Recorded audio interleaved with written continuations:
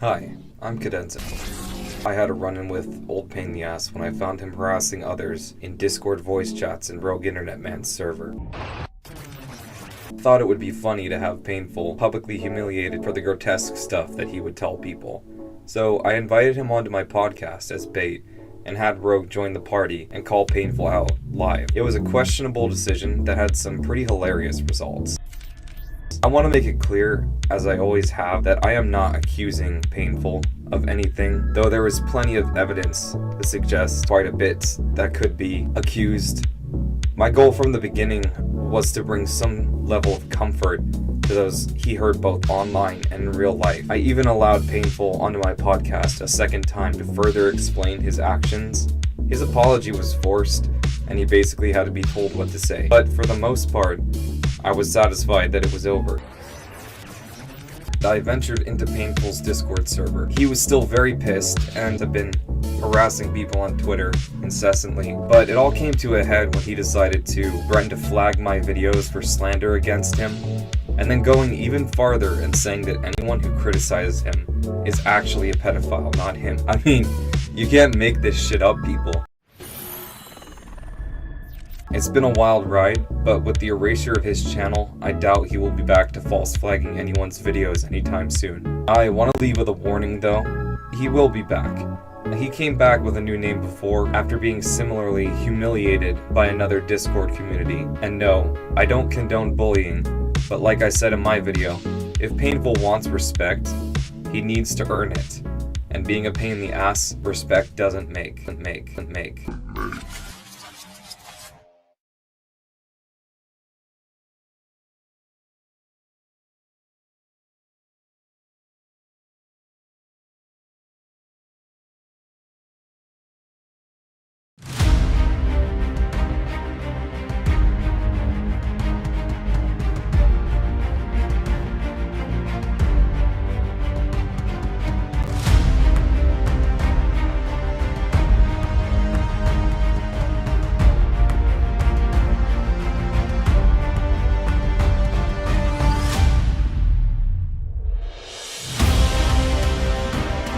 So this is literally a filler argument. Whether you think I'm a narcissist is irrelevant.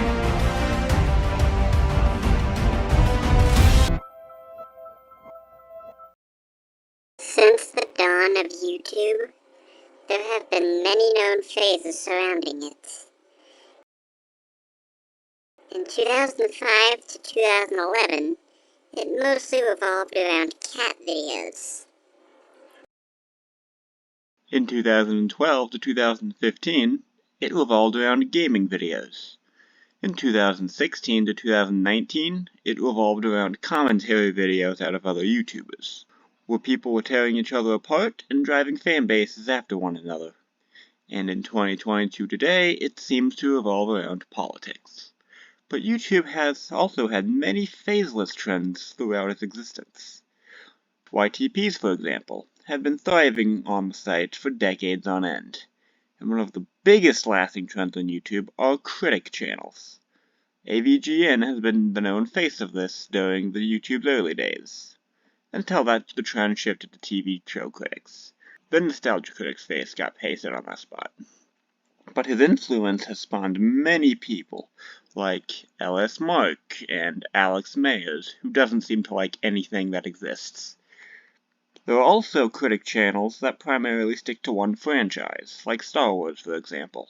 The Star Wars franchise has a few admired critics that are on YouTube, like Mauler or Blurry Films or J.J. Plagiarisms. Alright, now that long introduction about the facts you already knew about YouTube is out of the way, it's time to actually dive into the topic of this video. And the topic of this video is, if the title and intro weren't obvious, the last person I mentioned in that long spiel.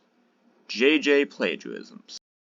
So J.J. Plagiarisms is a YouTuber that joined on April 12th, 2020. He is primarily known for his Star Wars reviews, his edited videos, and what he's most both famous and infamous for is his distaste for the people that prefer the Star Wars sequels over the prequels, from his series Crappy Arguments Debunked. Now I say both famous and infamous because while his series pissing on sequel fans has brought him many new fans, it has also brought multiple critics his way, which JJ seems to have a hard time handling. Whenever someone criticizes a video of his, he goes nuclear on them. But I guess you were too lazy to watch more than 2% of it. Nah, just scrape out an older shitpost video and call it a day. Lazy, pretentious, dishonest, wrong. This behavior from JJ caused many fans of his that took notice of his flaws to turn on him, saying his videos are a collective of hatred, arrogance, and downright stupidity. After he began to lose supporters due to his hostile response towards one of his critics, Blurry Film's constructive criticism video, he then released an explanation video explaining why he's so unaccepting of criticism and why he's so hostile towards sequel fans, titled, "Why I'm So Angry in My Videos." In this video, he expressed that most of his anger in his videos stemmed from a group of trolls he dealt with in 2019, who according to him accused him of pedophilia and zoophilia. Now the question is, who are these trolls he's referencing? Well, last May, JJ put out a video called Debunking Malicious Trolls, where he talked about the situation he was involved in, and said that these people have made many videos criticizing him back in late 2019 up until early 2020, when he had a different account name called Old Painful. Now in hindsight, these videos that were made by these so-called trolls are seen differently by two different groups of people. On one side of the aisle, we have JJ's fanbase, who see these people as malicious bullies who purposely took him out of context to make him look bad, and JJ was a helpless victim of harassment, dislike bombs, and complete false and fabricated rumors. First, we've got the baseless accusation that I molested my younger brothers. To my recollection, this came during the voice chat when someone asked me if I had siblings. I said yes, and then I was accused of molesting them. Pretty fucking retarded, right? This same side will go to video responses made by the people JJ was targeting towards JJ's malicious trolls video, and claim they care way too much about him, despite in this certain instance, him throwing the first punch, or not even watch the video and call the people liars who traumatized him. However, despite a relentless barrage from JJ and his fanbase, the other side continues to believe that these events JJ describes aren't exactly how they played out. I don't remember the molesting his brothers thing. I think I remember saying, like, I fear for your siblings and shit, because he kept talking about the weird sexual shit. It's like, I hope they're okay. There have been videos made by these people trying to tell their side of the story, and say that JJ's narrative of the events are indeed false, but these videos hardly got any views, because most of this side has tried to move on from JJ despite him making several community posts taking shots at them completely unprovoked, and haven't been pushing their side's message out there. And the one YouTuber who did have a large enough audience to push the message out there made a video responding to JJ, but after a month it became lost media after the YouTuber deleted their entire existence from the internet temporarily. JJ's audience was growing bigger by the day, and it appears more of his old critics have become more hesitant to combat JJ's narrative against them and just let JJ's narrative about them be the new normal. Because according to him, he's the big guy, and his critics are now using him for clout.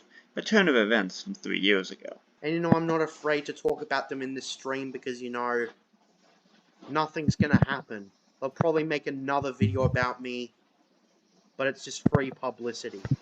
Anyway I see it, the tables truly have turned. And I'm happy because now I win. Unfortunately for his older critics, since they have tried to move on from JJ, they threw away all their receipts of the events and have nothing to prove their side. But someone has to have kept them, and the only way to officially know what truly happened is to reveal them to the public. Then all parties involved can likely come to a mutual understanding of the events and officially move on. JJ's narrative that these critics were malicious actors has led to calls from him to get these videos criticizing him flagged. Many attempts have been pushed by him to get these videos flagged, but all of them appear to have been futile. These people deserve to have their videos flagged, which they also tried to paint as a false flagging attempt, which is not. These people are trying to falsely guilt shame me, but barely have any guilt or shame themselves. They are dead wrong and have absolutely no moral compass. But these multiple attempts to get these videos flagged raises some new questions. Why does JJ insist so much, even at this late date, that these people's voices about him be censored? Could he be hiding something that he doesn't want his fanbase to know? Well, there's only one way to find out, and that is to break down his entire history from the year before he was known as J.J. Plagiarisms, receipts and all. Water was running, children were running, you were running out of time. So the first known appearance of J.J. Plagiarisms, to the knowledge I have from research of J.J. himself and his critics, was in early 2019, when he went by the YouTube username MutatedFern. At this time, he was mostly into Assassin's Creed and watched YouTubers such as British YouTuber Lasers. It is unknown what content MutatedFern made at the time or how many subscribers he had, but what is known is that he was in the Discord server Lasers ran, called the Four Pillars Discord server, and in mid-April of 2019, he was banned from the server. Multiple reasons have been given out as to why he was banned from the server. According to one of the members, he was banned for shaming people for preferring PlayStation over Xbox. According to Lasers himself, he was banned because he kept interrupting people's conversations in voice chat when he wasn't interested in the topic, making the voice chat sessions only about what he and he only wanted to talk about, and told the moderators they were bad at their jobs because he noticed they didn't ban a person who made a joke that he mistook as a violation of their rules. Basically, he was acting like he owned the server and everyone had to do the things he wanted. However, according to JJ, he was banned because he made a video defending the Gallic Empire from Star Wars, Lasers called him an idiot, JJ demanded an apology, and he was banned as a result. Since the Four Pillars Discord server now appears to have been deleted as I can't find any access to get into it, it's unclear what actually happened in that server, but considering someone got a soundbite of JJ calling someone a quote, gay station faggot, Gay station faggot. it's likely he did shame people in the Discord for liking PlayStation. And with JJ's hostility towards people he responds to in his videos, Since this is the idiot who wore the In JJ We Trust t-shirt in a video in which he slammed the expanded universe for bringing Palpatine back, of course he's going to be dismissive over this nearly disastrous story decision that was almost made. it's not completely out of the question that he would start arguments in that server on a regular basis. After getting banned from the Four Pillars Discord server, JJ went on to make a video going after Lasers and the Discord, saying that nobody in the server showed him any respect. Nobody in the Discord showed me any respect from the first fucking day. When I first joined the Discord, there was a guy who called me a noob because I had a default picture and told me to change it. And said that he told Lasers to drop his Kill Connor Club podcast and focus on what he says is real content. Which he probably said because he himself wasn't interested in the podcast, and when Lasers didn't go along with what he was saying, brought up his water bill as a roast. I've suggested time and time again that he should drop the podcasts and live streams and focus on real content, but he just ignored my advice. Okay, Jamie, if you want to struggle to pay your fucking water bill every Sunday, that's your problem. Which just proved Lasers' point that he wanted things to be all about him.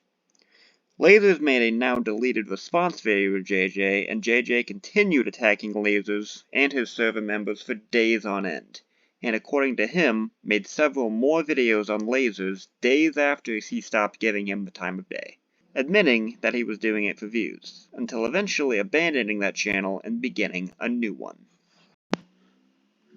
Fast forward a month or two later, and JJ has since changed his interests. He said that his interest in Assassin's Creed has been ruined by his experience with Lasers, and his new video game interest was Fallout. he made a new channel by the name of Painful, and started joining Discord communities revolving around the Fallout franchise. The first server he joined that I was mutually in was the Discord server run by Fallout YouTuber TKS Mantis, and started talking in his community. He got along great with Mantis himself, and was putting out YouTube content which Mantis really liked. He would even promote his content on his server. But while he had a good friendship with Mantis, his community had not the most positive opinion on him, as many people were annoyed by his behavior on the server's voice chat, as he seemed to do the same stuff in Mantis's voice chat that he did in Lasers, which was to try to dictate the subject of what was being talked about. When people in the server were talking about Fallout 3, which was his most hated game in the franchise, he would tell the people in the voice chat to change the subject. And allegedly, according to two people, he would also randomly bring up politics, asking people what their opinion on Trump was and what they thought of the things he was doing in office. If this was true, this would of course be a question people would be uncomfortable to answer, because the subject of Trump is a really divisive one, and has caused the end of many decade-long relationships. Put those forks away, Cat.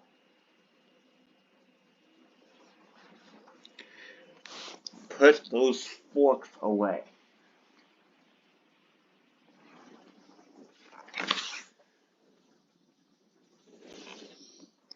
And considering he was in a Fallout server and not a political one, people's opinions were different. JJ stayed on the server for about 3 months until, according to Mantis, in one voice chat he and JJ were both in, JJ said out of nowhere that his dad taught him how to jack off. And then he randomly asked out of nowhere if anyone has, quote, fucked their dogs. And everyone, as you would expect, said no, that is zoophilia, and asked why he would ask a bad question like that.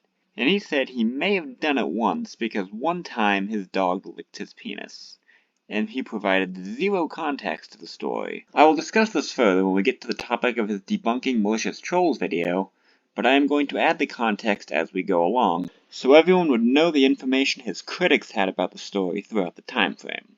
So because he provided the story with no context, the people in the server believed he was an actual zoophile, which if someone told you they may have fucked their dogs because their dog licked their penis once with no context besides the sentence I just said, you would probably think the same thing.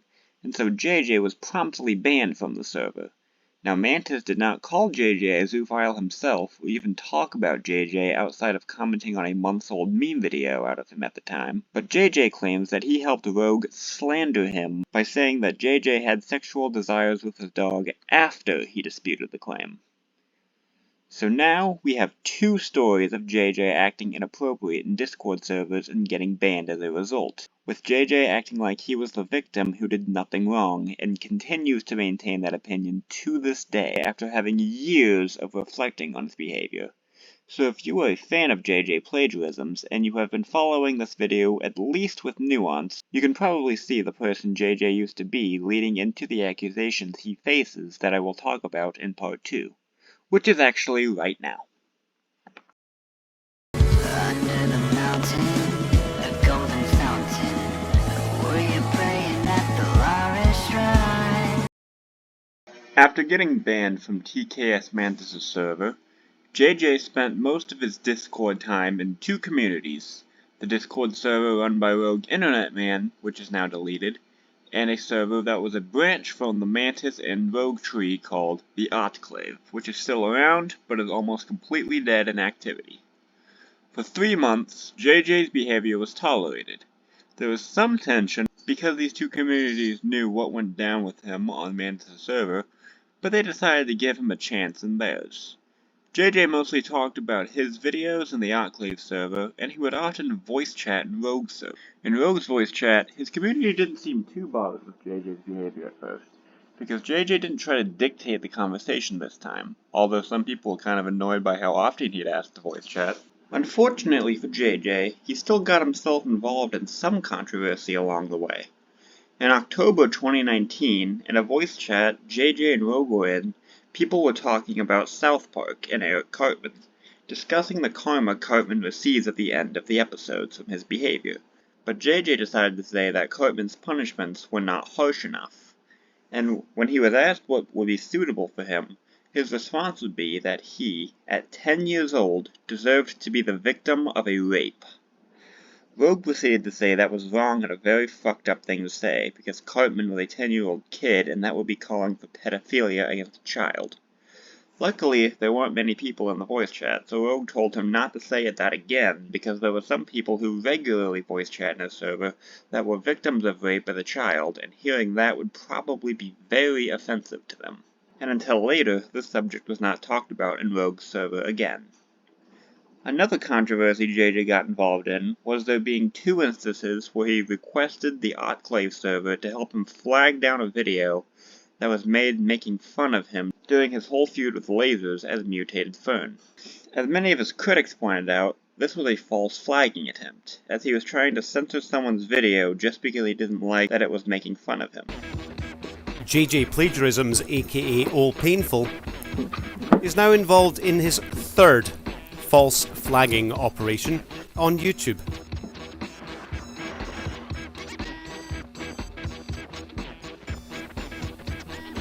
False flagging not only breaks community guidelines and YouTube terms of service, it may potentially be illegal as well due to freedom of speech. I think this video is crappy. Look at that crappy red guy. He's not even wearing any pants. Crappy? He cannot say that I am crappy. I will take down notification his video. This is not fair. Nope. This is fair use. Copyright has a concept called fair use that allows people to comment on, or remix, or criticize your video. Hey, Fred, I want to take down the video that is making fun of me. Mario, you can't go around censoring people who are commenting on or criticizing your video. Copyright law leaves room for commentary, criticism, parody, and other transformative uses. You can get in a lot of trouble for ignoring that. Lots of times, viewers flag videos not because they break a policy, but because people just don't like them. In fact, sometimes a video with lots of flags is a result of what the team calls brigading, meaning a large group of people have tried to gang up on the video in an attempt to take it down, even though it doesn't violate a policy. Can they take it down? No. What is ironic is that JJ said that his interest in Rogue Internet Man stemmed from his video in the Oxhorn drama, where he was criticizing Oxhorn. One of the biggest criticisms surrounding Oxhorn at this time was his attempts to false flag videos criticizing him and or making fun of him. But here JJ was hypocritically doing the same thing, despite being told this is exactly what Oxhorn was criticized for. There would also, on occasion, be someone on the Autclave server who would bring up the comments he made on TKS Mantis' server, where he talked about the whole dog licking his dick, which seemed to be the end of that controversy, until a week later, when JJ's second attempt to get the I Want Respect video flagged came up.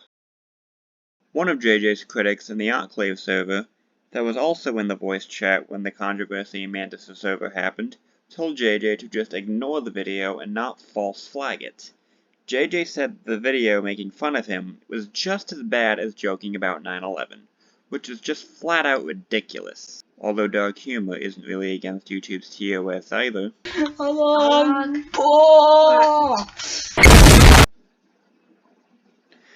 I mean, at least it wasn't in 2019. It may have become so in 2021 though.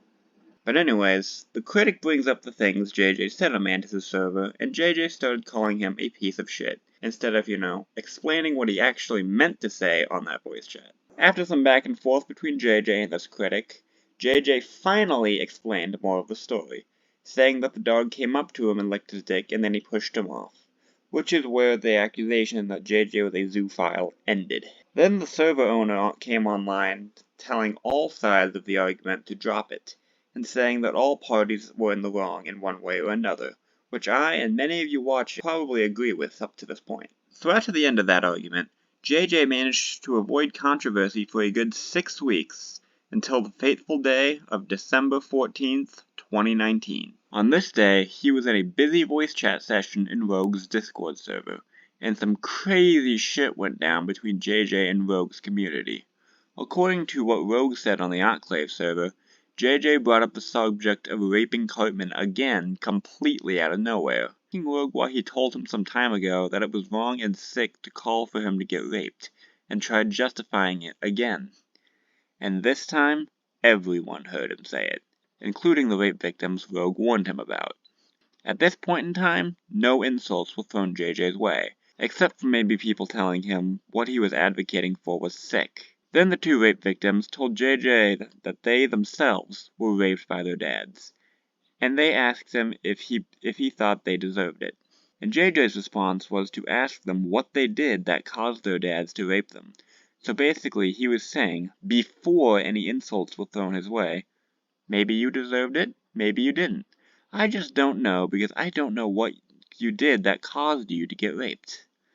It was after that sentence that people began to think that JJ was advocating that rape should be an acceptable punishment for bad behavior. Now it is unknown how much of Rogue's story is actually true, but it is confirmed that JJ did ask the rape victims after they came out with their stories what they did that caused them to get raped, because he admitted to asking it a week later in response to someone on Twitter. JJ was then asked to provide a counter-story, and his explanation was extremely weak. He decided to try to justify his stance on raping Cartman, saying that he tried to frame someone for molestation and openly invited his mother to fuck him in a Best Buy. Now this is a weak defense because JJ didn't answer for asking the rape victims what they did that caused them to get raped, and also because the examples he used to justify raping Cartman are things that real children likely have done. Very problematic children, who if they did do the things Cartman did that I listed, would definitely deserve a good spanking and possibly even a few months in juvenile detention, but certainly not rape. With this weak defense, more people were believing Rogue, who had a much stronger case, and started turning on JJ. People then started calling him a pedophile, which I personally think is going a bit overboard, but Rogue's reason for calling him one is because according to him, JJ said in the voice chat that he would molest his own child if they were a brat and invited him to fuck them, which JJ claimed was bullshit. Now since there's no evidence to prove he did or didn't say this, I'm not going to make an assumption in either direction. Rogue then brought up the dog story, and JJ once again gave a weak defense, saying the dog raped him, not the other way around, and some more context, saying it happened while he was playing a game and didn't see him. And then he felt something brush his dick, looked down, and saw the dog licking it. The argument continued for about half an hour, and in the process, Rogue was making fun of JJ and showing screenshots of him making very strange statements, and JJ was trying to justify the statements in ways that still didn't make him look good. Eventually, the co-owners decided they've seen enough and banned JJ from the Autclave. The argument then continued on Rogue's server for another hour. Keep in mind that these are not my screenshots. They were taken by someone who's in the Eastern time zone, so if you were going off of my time zone, which is Central Time, then the first message was sent at 10:20 p.m. So the people were sending memes of JJ in Rogue's server, with JJ still not offering proper rebuttals. JJ decided to then take the insults to the next level. He proceeded to tell one of the rape victims that he doubted that she was actually a sex abuse victim because she didn't provide any evidence, which then prompted that rape victim to tell JJ that she wanted him to actually kill himself, which is also a bad thing for her to say, but since the timing of the messages were only 2 minutes apart, it's clear that she said that in reaction to JJ saying to her face that she was lying about being a sexual abuse victim. This argument continued, and JJ the entire hour was actively participating in the argument, which contradicts the story he tells later. It ended after JJ outright told the rape victim liars like her deserved to be raped, which got him banned from Rogue's server. He then took to the DMs of another rape victim, randomly bringing up Cartman, and the victim told him not to message her. She then proceeded to ask him if she deserved her abuse, to which JJ said yes because she thought rape was a joke. Then the rape victim said that her being raped isn't a joke, which JJ responded with, bullshit. Then after the rape victim asked him if he wanted her to describe the feeling of her dad's hand between her legs, he responded with this vile message saying, "You have no sympathies for me, since you are a bully who refused to apologize. So you expect me to feel sorry for being raped or something? You deserved what you got, considering you are no better than your dad." And she blocked him after that message. When all the top admins of the Autclave server learned about the vile things JJ said to the rape victims, they lost any and all sympathy for banning him and decided he was a dickhead. The next morning, JJ put out a video on his old Painful channel trying to tell his side of the events of what happened the night prior. Once again, he did a very weak job.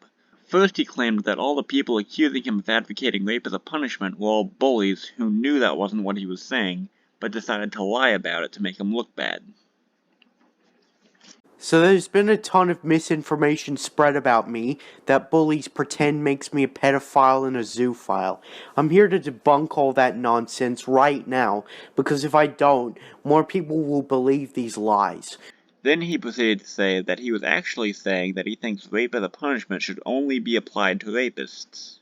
So people are saying that I think rape is okay, but what they don't mention is I don't think rape should be an everyday normal thing. I think it should be a punishment for rapists or any associated crime to really sick people who are fucked in the head. Call it extreme, but it's my belief that a criminal should be punished the way he or she directly wronged others. Then he brought up the subject of Cartman, saying the same stuff he said on the Autclave server. That Cartman deserved to be raped because he framed someone for molestation and once invited his mother to screw him at a Best Buy. So when I said that I think Cartman, a racist, sexist, genocidal psychopath, should get a punishment like rape, people were acting like it was a crime against humanity, to which I was really confused. He tried framing someone for molesting Butters, and once invited his mother to screw him in the middle of the Best Buy, in front of loads of people. He literally invited his mother to screw him, so he wants it to happen. So how is it immoral by punishing him like that? But all people gave me as a counter-argument is that he's a kid, and that somehow excuses all the bad shit he's done. Cartman is old enough to know what he's doing isn't right. He knows what he's doing is wrong, and that doesn't excuse him from anything. Which, as I explained earlier, are things that some problem children have probably actually done. He spent the next minute ranting about Cartman and Ted Bundy, and then he tried to explain that he wasn't a pedophile because he never involved himself with some movement on Twitter or watched child porn on the internet, which is a bad defense considering nobody alleged that he did either of those things. And I don't think this is exclusive to Cartman. I think Ted Bundy should have gotten the same punishment to make him taste his own medicine. But liars will just say I'm a pedophile because I think this shit. Not only is that not true, but that is also a nasty thing to say to someone. I have zero history with the MAP movement on Twitter, nor did I ever involve myself with a pedophile ring, nor do I watch any dodgy shit off the internet. So all this talk of me being a pedophile is misguided and slanderous. He instead could have refuted the point Rogue made about him allegedly saying that he'd fuck his own child, which was the cause of the pedophile accusation. Then he proceeded to call people defending Cartman a racist, which he thinks is just as bad as a pedophile. But since you are defending Cartman, you must be a racist, which is just as bad as a pedophile. Which, while being a racist is bad, it's not anywhere near as bad as a fucking pedophile, considering one is a criminal thing to be and the other is just morally bad. In the final minute, he talked about the accusation that he fucked his dog, only refuting the claim by just bringing up pictures he sent of his dog licking his own junk, and briefly talked about the joke he made about his dad teaching him how to jack off. People also claim that I fuck my dog. There is no evidence for that. The idea that I screw my dog comes from shitty jokes I made about all the weird shit my dog does all the time, like licking his genitals or humping his pillows. I just crack jokes about him being a horny little bastard because of it. It's nothing more than a joke. And then there's people who still think I was serious when I said my dad taught me to jerk off. It was a joke for a laugh. And the people I told it to found it funny, by the way. He then closed out the video by saying that everyone accusing him of these things were just bullies who were slandering him to get attention and nothing more. So as a whole, all these false claims of me being all these nasty things is made by bullies who want attention. That's all it is. And considering it wasn't the first time they've talked shit about me, it's just mindless slander. To anyone who isn't so gullible, thank you for watching this clear up video, and I'll see you in the next video. Now what really makes this a weak video is that he didn't address the things that actually caused the accusations, like him asking 2 rape victims what they did to cause them to get raped, which was the thing that triggered the accusation that he was advocating pedophilia as a punishment, and not talking about the elephant in the room that led to the zoophile accusations, which was the dog licking JJ's dick story.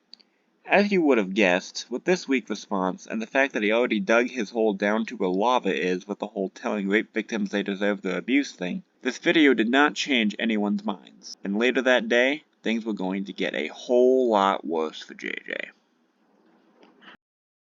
On that same afternoon, a YouTube podcast hoster by the name of Cadenza invited JJ to be a guest on his podcast along with YouTube channels Full Metal Joker and Stew Dog. Cadenza said that later on there would be a surprise guest on the show. The four talked about a variety of topics, but nothing out of the ordinary, except for JJ saying a few weird things. Hey, let me bring up a hypothetical. Let's say that you had like 2 kids or something, and you thought you bought cranberry juice, but you actually bought wine, and you served it to them. Cadenza did ask JJ if he had any comments on anything he said the night prior, but he declined to give any. Did you want to, talk about anything that happened yesterday on the Discord? No way. Eventually, while the four were discussing Bethesda and Fallout 76, the surprise guest came on the show. And who was the surprise guest? Oh shit, alright, my bad. There's bugs, there's Fallout 76 bugs that I'm also sorry. on Whirlwind. I just noticed you were there.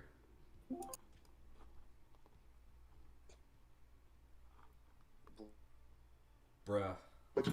Okay, so I want to talk about Cartman getting fucked in the ass. Can we do that? No, I don't want to talk about that. Well, I do. It was Rogue Internet Man. After he joined, the whole podcast began to confront JJ for the vile things he said to the rape victims the night prior. It began with Rogue bringing up JJ telling rape victims they deserved their abuse, and JJ tried to justify his comments, saying they said nasty shit to him too.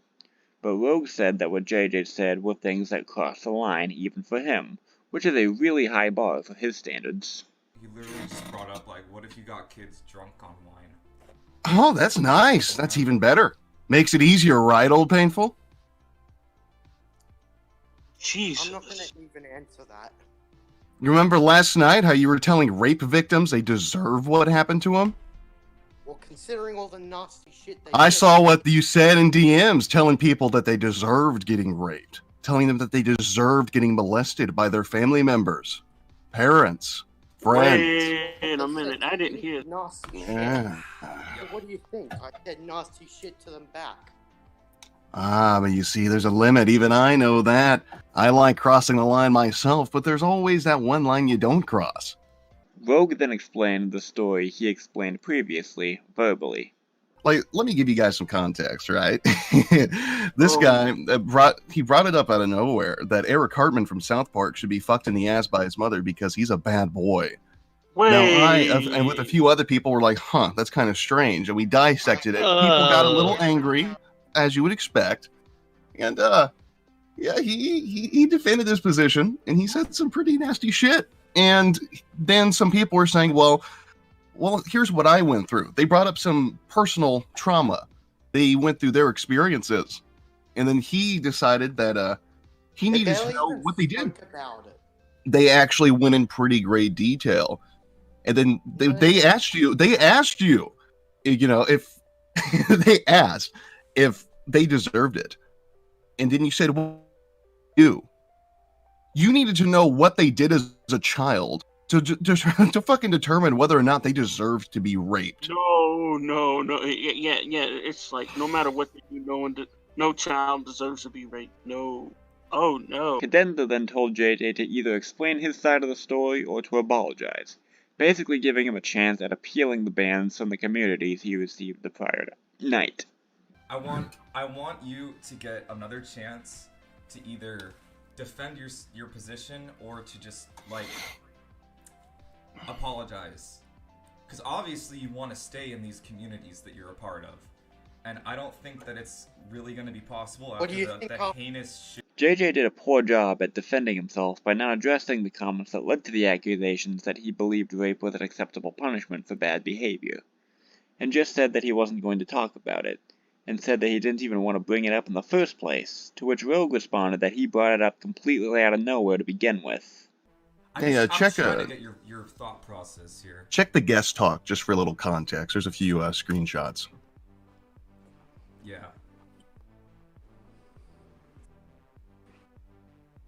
I'm not talking about this anymore. Of course, I tried to stop talking about it back yesterday. But you brought it up out of fucking nowhere. Remember last night when you were bringing up your usual stupid shit, and then all of a sudden it's like, Rogue, why did you say months ago that it was wrong to fuck Cartman in the ass? If you can't handle that, why would you bring it up? You did out of nowhere. We were having a conversation about totally unrelated shit. And then out of nowhere, it's just, I remember how I thought it's okay to fuck a kid in the ass. I have no memory of this. Of course you don't. Rogue then proceeded to talk about the messages J.J. sent to the rape victims, the first one being the message he sent to the rape victims in DMs that I quoted earlier. Hold on, I've got another thing he sent. I think you guys might find this one really interesting. I'm censoring one word on it to keep the to keep some anonymity to the person's situation. Well, I am ready. But let's see. He'll know what it is right away, and if he tells people who it was, there's going to be some fucking problems. Oh shit, that's the only one. All right, check guest chat. And I'll even read it. So, Old Painful today at 12:37 a.m. says, "You have no sympathies from me, since you are a bully who insulted me and refused to apologize. So you expect me to feel sorry for being raped or something? You deserved what you got, considering you are no better than your deleted." It was Dad. Ah, see, and you fucking went out of your way to say it. Rogue then threatened that he was going to contact JJ's school, police department, and parents and send them that Discord message, which he admitted later on the podcast that he was bluffing about and only said to spook him. You know, it's pretty funny. You know, it's a damn shame that I've got your fucking I've got your fucking police department, I've got your fucking school system, I've got your full fucking name, your email, I've got all of that. What is it? Name any of those. At gmail.com. I'm not going to put out your full name because I don't want to get shit on by the local police department here for doxing you. But you're going around saying that fucking kids is okay, and now you're spreading people's personal information. You told that person there that it's okay that they got fucked in the ass or fucked by their parents. Look, read that right there. You are no better. I'm gonna try to. Who fucking cares what you felt? Put it up on the screen. Let everybody in the chat see that. And I'm going to be contacting your school. I'm going to be contacting the fucking police department. I'm going to find out who your parents are, and I'm going to contact them. They need to know what the fuck you're saying to people. If you say sick shit like this, you need to understand it's got consequences.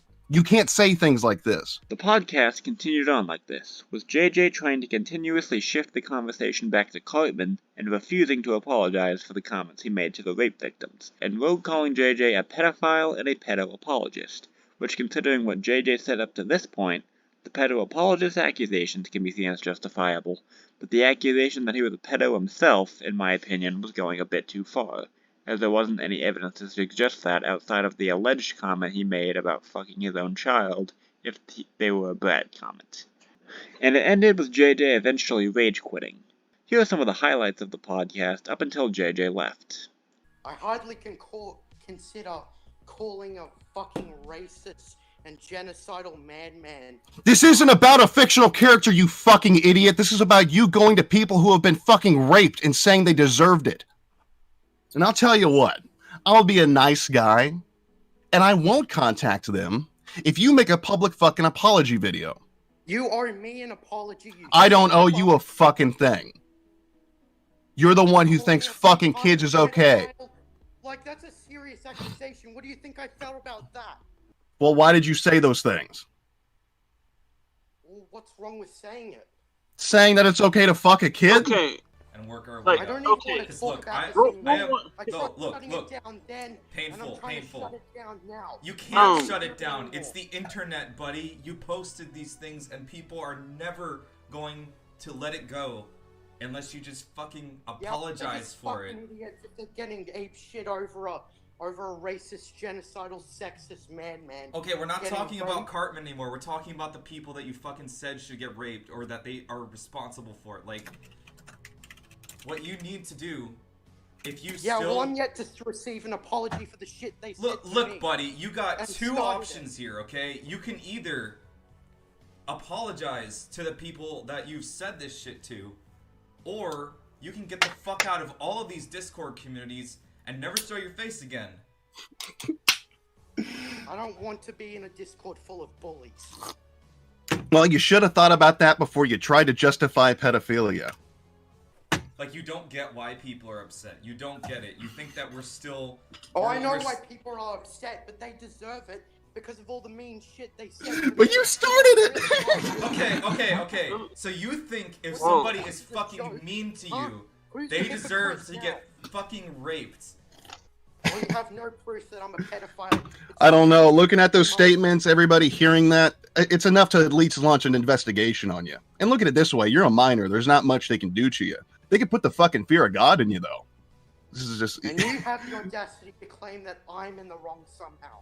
Oh, yeah. I think a fucking monster deserves what's coming to I don't give a fuck if Cartman is real or fiction. It's a child. I would say it makes more sense to kill a monster of a child than it does to fuck a monster of a child in the asshole. But what makes it even worse, even if I take that at face value and for some reason I agreed that this character deserves to be raped, you still told people they deserve to be raped. Is it funny? Because it's so crazy. Yes, looking back at it now, it's fucking inappropriate. It's so funny. It's like when you watch a car crash and you kind of chuckle.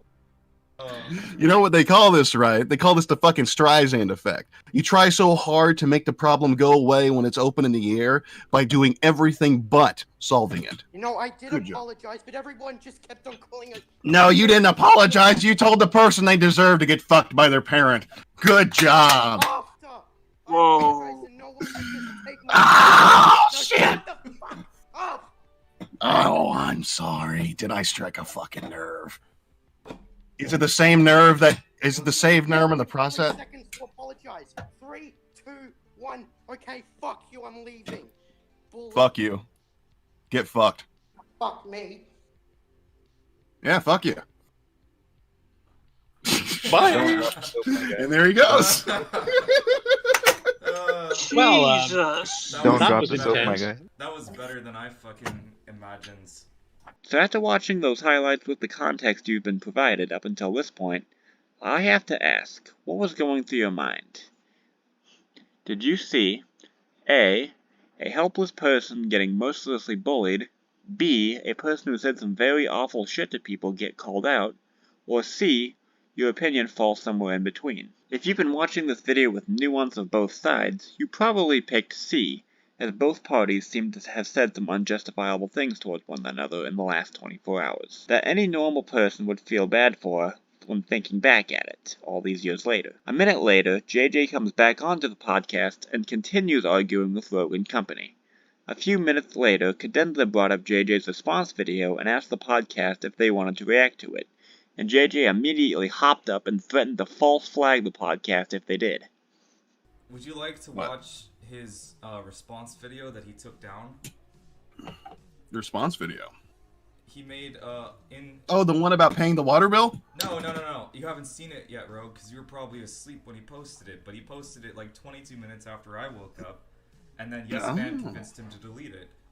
Okay. But not before downloading it so that he could post it in your server.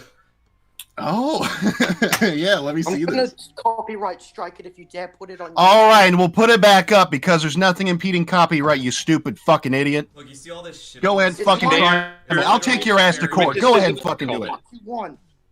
Go ahead and do it. Take my ass to court. I've got all the fucking time in the world.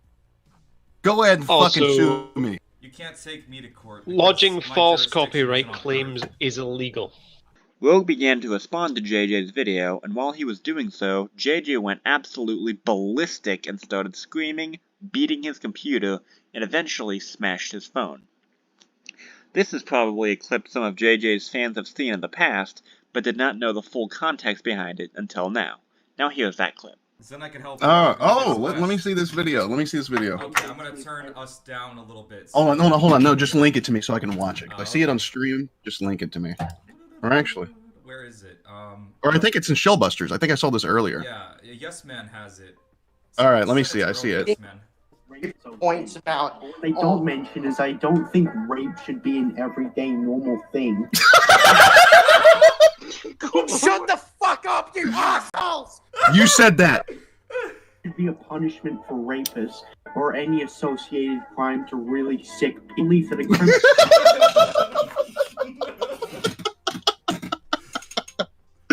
criminal should be punished the way he or she directly wronged others.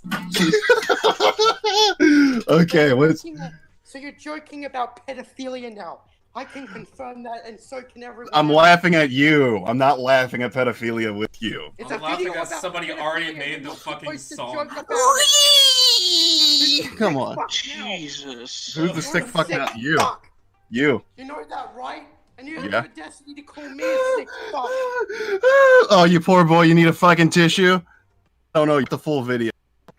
Let's sit down. Let's see an unedited version of So this. there's been a ton of misinformation spread about bullies pretend makes me a pedophile and a zoophile. Okay. So let's break that down. So we have the thing here where it says, if we look in guest chat, it says, "No, you idiot. He came up to me and licked my dick, then I pushed him off." How is it not funny when your dog does questionable things? So you said that. Obviously, what you've said here about contradicts what you said that we made a dogmatic assertion. I'm here to debunk all that nonsense right now. Well, you haven't done that. Because if I don't, more people will believe these lies. What? The 4 viewers you have might walk away? What a terrible fucking thought. So people are saying that I think rape is okay. You do. But what they No, don't I understand is I don't. You're fucking. Damn, I think that might have hurt me. Shit. He took down the internet man. He's beating his computer. Much like he beats the asses of a child. I think rape should be an everyday normal thing. I think it should be a punishment for rapists. An eye for an eye makes everyone blind. Or any associated crime to really sick people who are fucked in the head. Ah, so what you're saying is I deserve to be raped because I'm an asshole. Nope, never said that. Well, you said really fucked people, and you said that I'm a piece of shit. And you said that I'm evil. You are a piece of shit. So I deserve to be raped. Thank you. Yeah, Thank you deserve to be raped right in the ass. Oh, wow. Oh. Rape is funny now. Oh, my. Come on, Dutch, just a tip. Sexist, genocidal psychopath should get a punishment like rape. I like how just like at 40 seconds you mentioned Cartman. So now at 40 seconds, anybody watching this is going to be like, wait, are they talking about the South Park character? People were acting like... Whoa, we don't need violence here. Beating up your phone or your computer will not solve this. Your phone didn't do nothing. Yeah, if you set a picture of Buckingham Palace on fire, actual Buckingham Palace won't go on fire.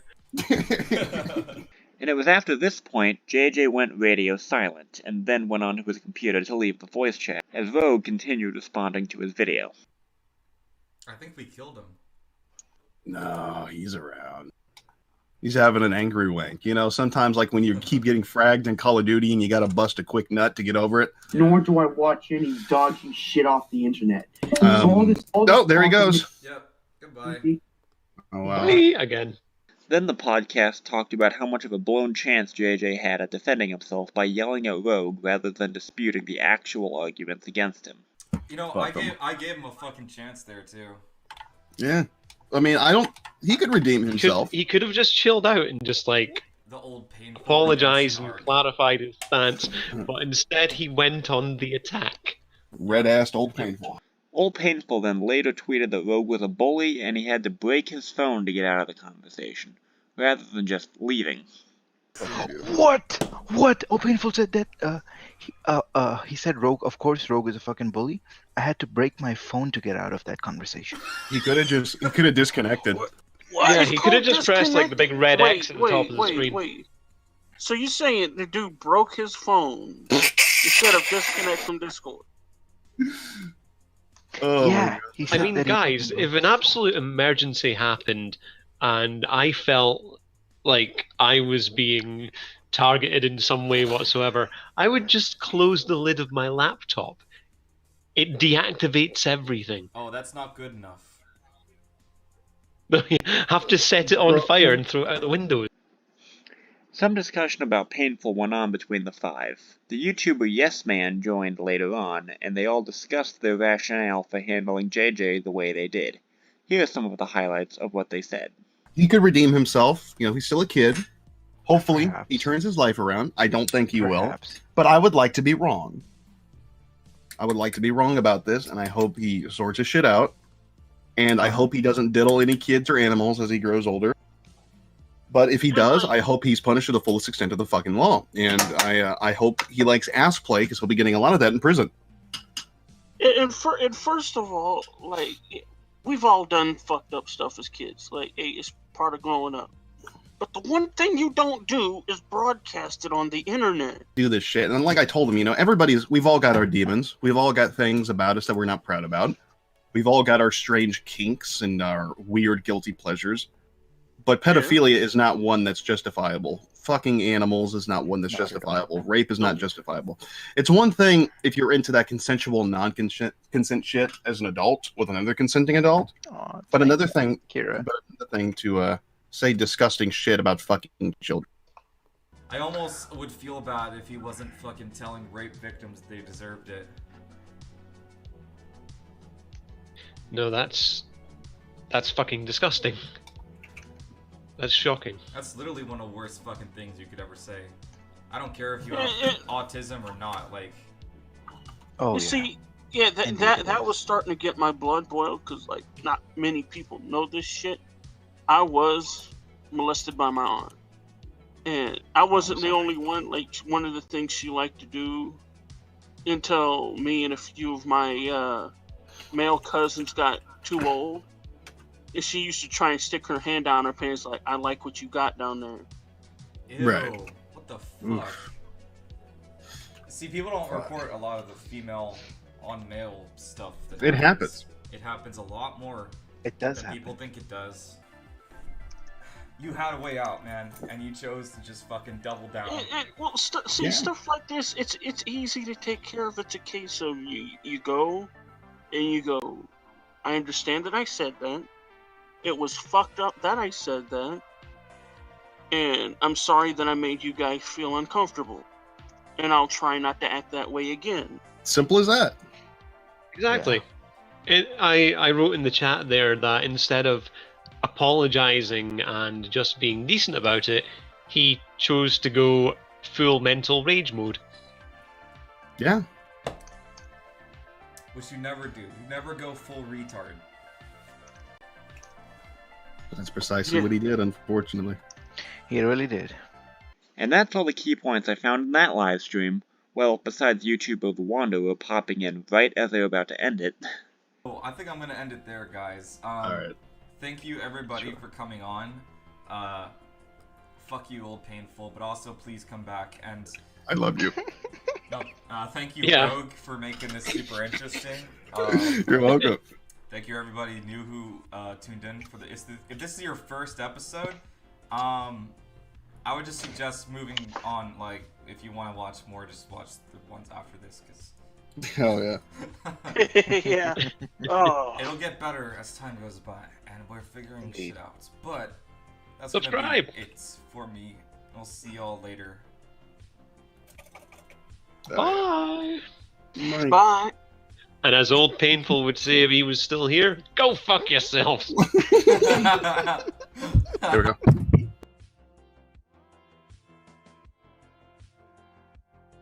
Ooh, bitch! Ooh, bitch! Ooh, I smell painful. Ooh! Oh no, I need to get out of the chat quickly. Destroy the phone.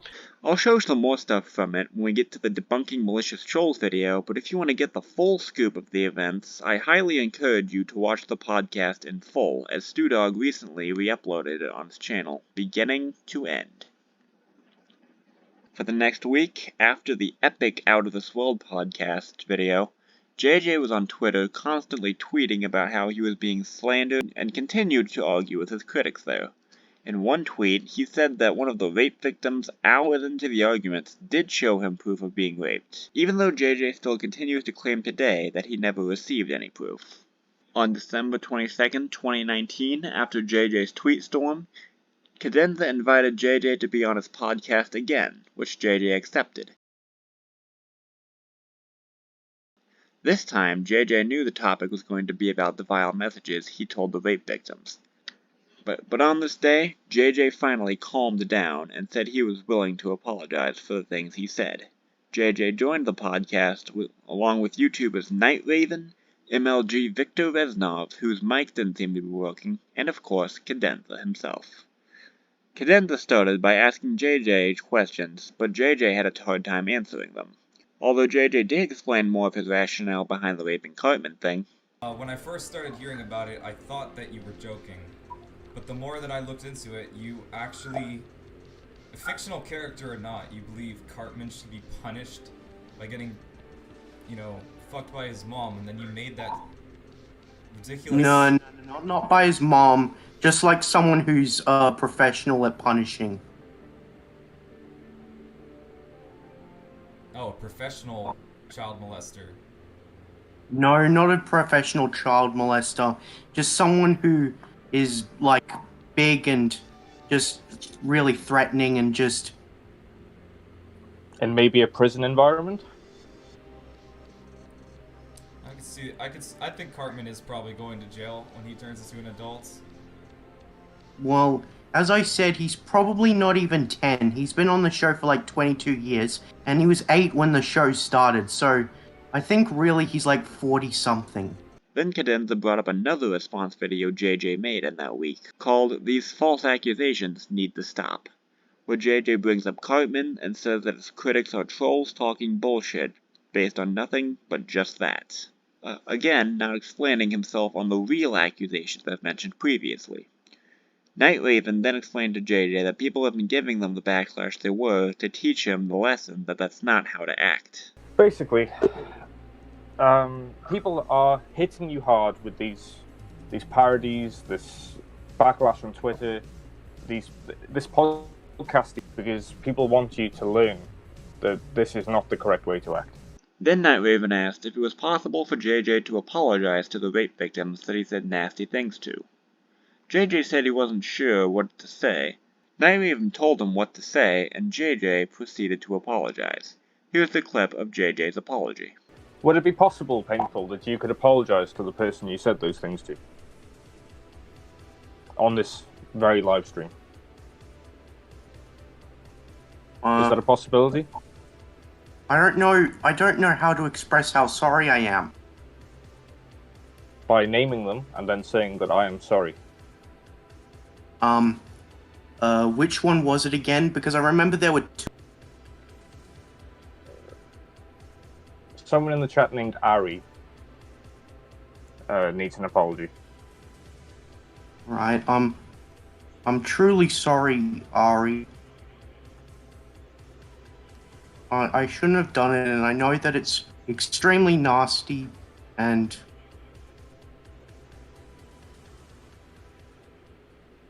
I really don't know what to say next. I'll just keep going. Go with that thought. I'm just thinking off the top of my mind.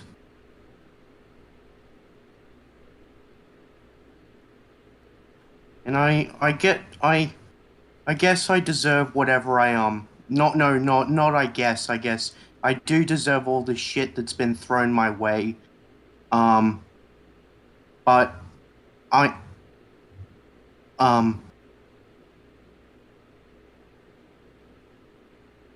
I'm getting really nervous now. Then he was asked again to explain his thought process of the events. J.J. said that when people brought up the Cartman rape that second time, and people started getting offended by it, he tried to change the subject, but the others in the server wouldn't let him. So when did these events originally take place then? Because I believe that we all found out about Well, it a actually, few this weeks later. took place months ago. Like, I remember saying that I wanted Cartman to be fucked as a punishment, and Right. and people didn't start a riot over it then. So I don't actually understand why bringing this up months later is When Cadenza told JJ that he was the person who brought it up in the first place, JJ said that he couldn't remember who brought it up first that night. Well, according to Rogue, you're the one who brought it up. Well, I don't actually bringing it up.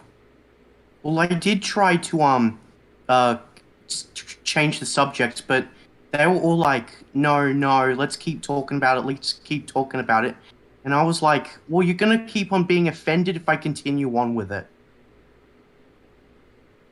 No, of course they will. I mean, I've talked to Rogue, like, only a few times, and, he seems like a pretty legit guy, like, he wouldn't lie, and he's saying that you brought it up, like, last Saturday, so why would you bring it up if you're saying that you wanted this, like, dead and buried? Well, I didn't really want... Well, firstly, I can't actually remember, so I can't... I genuinely can't remember who brought it up. It could be me, but I don't really know. Cadenza asked JJ if he was open to talking to Rogue on the podcast again, which JJ said no because he humiliated him. Would you be open to talking to Rogue Internet Man again? No. Why? Because he humiliated me, and I really don't want to speak to someone like that again. JJ then started talking about the incident he faced while he was MutatedFern. And while he was discussing the incident, Cadenza let Rogue on the podcast, despite JJ telling him he didn't want to talk to him. And most of that was due to Rogue Internet Man. Oh, yes. Well, that clip was hilarious, honestly. That's the reason why I clipped it. Yeah. Oh, hello. Okay, I'm sober and I'm trying to be nice. So what's going on?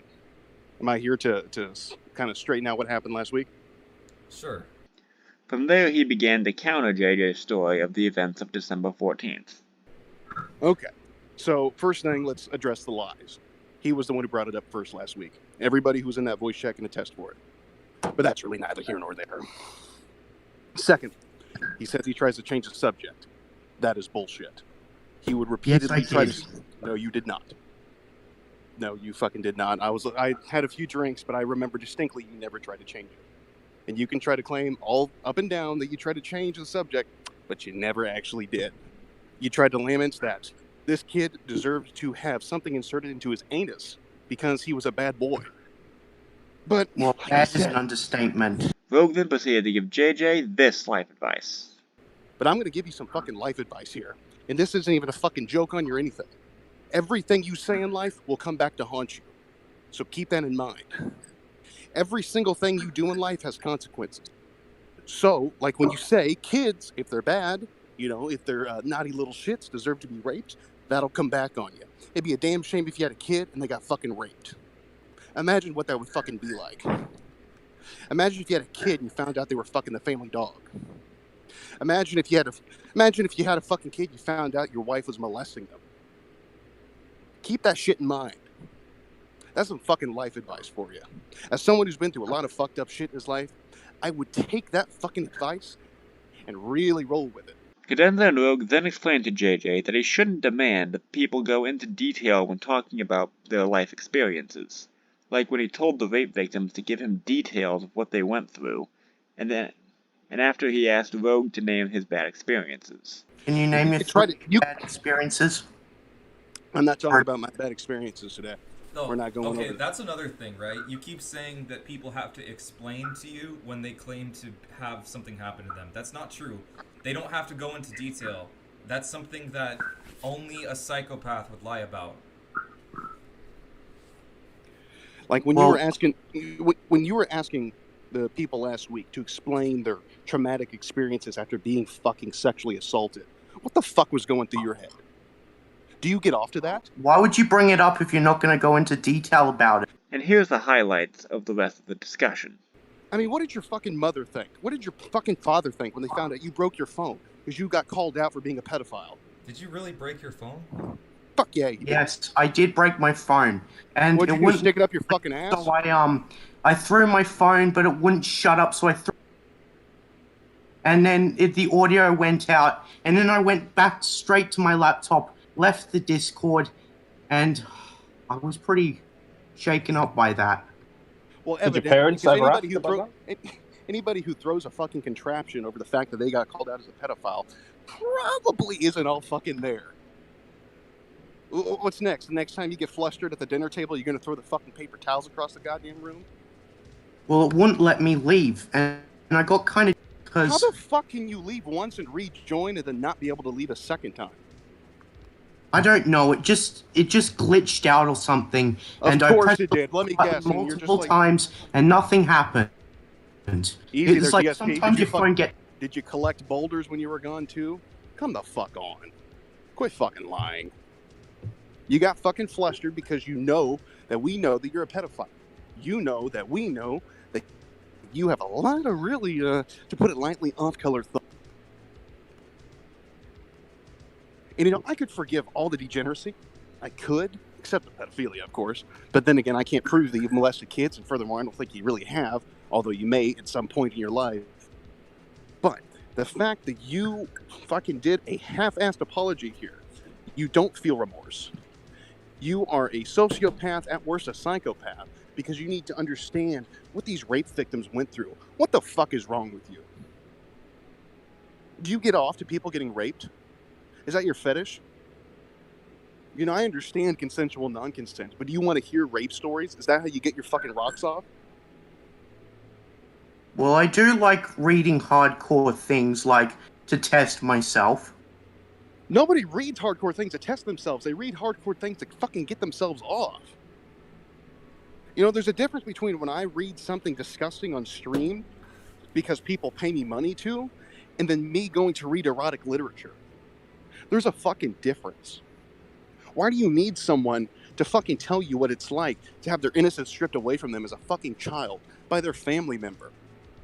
What do you gain from that? Other than perspective of knowing, they went through trauma. What do you gain from that? Other than your erection, what do you gain from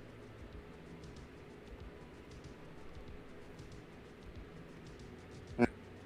I'll have to think about that. But hearing you now, you really don't sound sorry.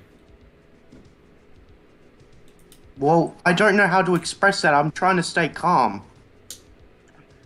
Well, you know how you apologize for things? And this is things they teach kids in fucking grade school. You know, the first few years of your life?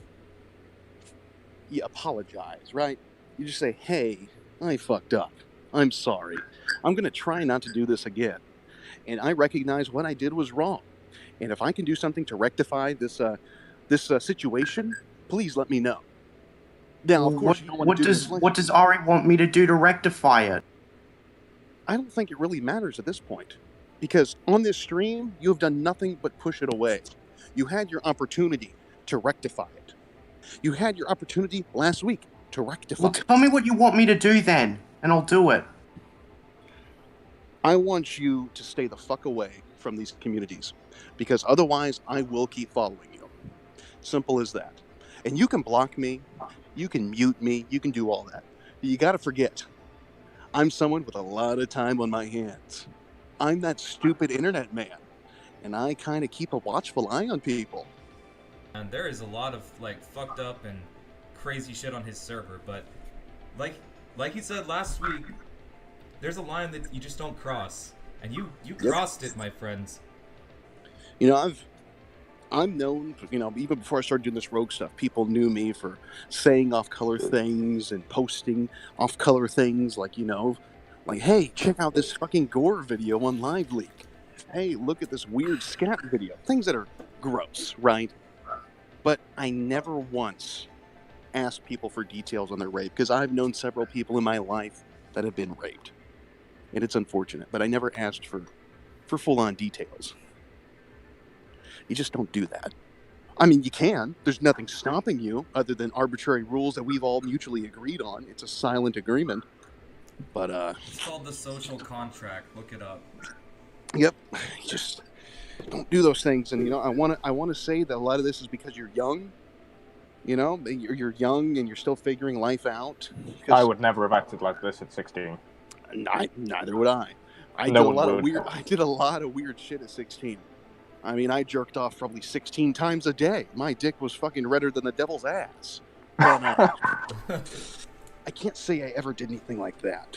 So with both of those clips, both JJ and Rogue were acting more civilized. The only things I saw wrong with this discussion was Rogue threatening JJ that he'd keep following him if he tried to contact anyone in the communities, and JJ sometimes trying to justify his behavior. Now this conversation between the two ends on a pretty light-hearted note in my eyes. Rogue condemns the comments JJ received telling him to kill himself, and he said that he didn't want anything really bad to happen to him. But Painful, as scummy as I think you are, at least at this moment, do keep in mind that I don't want anything bad to happen to you. Maybe something to teach you a life lesson, like, I don't know, some sort of legal stipulation. But I don't want you to kill yourself or anything like that, because I heard there was death threats. I don't want you to fucking harm yourself. Nothing like that. That's stupid. There was no reason to kill yourself or harm yourself over the internet. Because I have considered killing myself before. And I'm not trying to tell a sub story, but... No. I mean, we all do. Everybody's been there at some point. Everybody in their life at least once thinks about, well, everything's shit right now. I should end it. Right? But I'm telling you, I'm giving you some sound advice. I'm not fucking with you. Don't ever harm yourself over something you see on the internet. Rogue then leaves by telling JJ to try to do better and look into seeing a psychologist. So, before I depart and go back to my late night drinking and smoking, just try to do better. That's it. Just, I don't beat that off. Just don't do what you've done. It's a thing. Maybe see a psychologist if possible. Just. Are you? Well, I don't have Night one. Raven? And he even admitted that he went too far with his accusations before giving his final words and leaving the podcast. I can be rational. He's a reasonable human being. Exactly. Me yelling and making fun of people is a shtick. And right now, obviously, I went too far. Right now, I'm giving you some. So, like I said, I'm going to depart. Please try to do better. Please don't give me a reason to come back, because I'm not somebody you want to fuck with. And I'm also, really, when it comes down to it, if you really did cause more of a problem, if you do cause more problems, I'm going to be the least of your worries. There are when worse it comes people to than Rogue on the internet. there are a lot meaner people than me. I just goof on people. There's some people out there that actually track people down and kill them. There's people that fucking... There's people... You just say you like looking at a lolicon. Those fuckers are going to find you and kill you. Now, it's still unlikely, but it's still a possibility. You don't want to ever put yourself in a situation where you might possibly get killed. It's not fun. So, anyways, I hope you guys have a good evening. I'm going to go back to drinking, and have yourselves a good one. See you later, Rogue. Thanks for stopping by. Have a good time, Rogue. No problem. See you. See you later. So overall, that conversation JJ had with Rogue was pretty good for both parties. JJ learned some good life advice, and Rogue learned that JJ wasn't a total monster. After Rogue left, the three had a conversation about JJ's internet future. So what's happened now? Well, that really depends on you and your attitude going forward. Yeah, my parents said I probably shouldn't use Discord again, unless I really need to. I think at the very, very least, you should take a very long break. And think about this. Yeah. Let this sink in. Rewatch this, because we were really trying not to be mean to you this time. As much as I had fun the other day, I felt kind of guilty for gaining subscribers for, what it was. Even though I got a lot of people talking to me now, it's like, I felt kind of bad for you. Even though you said some bad shit to other people. I had a very bitter taste in my mouth after those 2 videos that I made. The first one was for a joke. I didn't realize how deep it actually went until Rogue put it all on the table the other week. I think it was a week ago. And the second one, I just thought that was hilarious. But I've had a slightly bitter taste in my mouth that I made those 2 videos about this subject. And the podcast ended with Cadenza telling JJ he was happy his saga has come to an end. Here are some of the closing statements the three had to say to each other. As much as I was hoping that you would freak out, I'm kind of glad that you didn't and that you just talked to him. Because you faced your fears. I really don't know what to say. Well, I think, in future, think before you speak. I think that's... If you're not 100... No, sorry. No, go ahead, go ahead. If you don't think that people are going to like what you have to say, if there's any doubt, just don't say it at all. That was what the cause of this was speaking to... Well, I didn't have any doubts that people like me saying that deserves... Because you say all this weird shit as well, and I just thought, well, these people aren't going to take any offense to it, so... But then it turns out that you did. I can't trust my instincts. Well, if you have that little feeling in your gut before you post something online or before you say something to somebody, like I have a constant problem that I will say mean things to people without thinking, and it literally always sucks, and you feel horrible the second it leaves your mouth. Yeah, that was me. I'm not exactly well renowned for being nice to everyone either. But there is a barrier, and you shouldn't go over it. You need a filter on what you say. To give it a break for a little while. Yeah, even if you want to be a YouTuber or whatever, you need to leave. Like, and get your head on straight about this whole thing. Think about it, let it sink in. And, yeah, just let it go. You know, you don't have to... I have trouble forgetting stuff. Yeah, well, write it down. Ari says, Painful needs to remember that he's now in the public eye and people will not forget this. They won't forget it. No, they won't. But there is always a possibility of forgiveness. That's all I'm gonna say. And that's all I have for that podcast, but again, this podcast was also re-uploaded by StewDog, and if you want the full scoop, I recommend checking it out. Now I will ask another question to JJ's fans watching. Do you still see these people as malicious bullies? They seem to really want JJ to do better here. They didn't try to troll him or insult him or anything. Also, question to all parties watching this. Do you think this podcast should have been where the controversy ended? Considering everyone was now on not the worst terms? Neither side should have brought this up again without reason? I think the majority of people would answer yes, and this would have been a good ending to the saga. Unfortunately though, it is not. The saga continues. And now it's time to explain the continuation in part 3.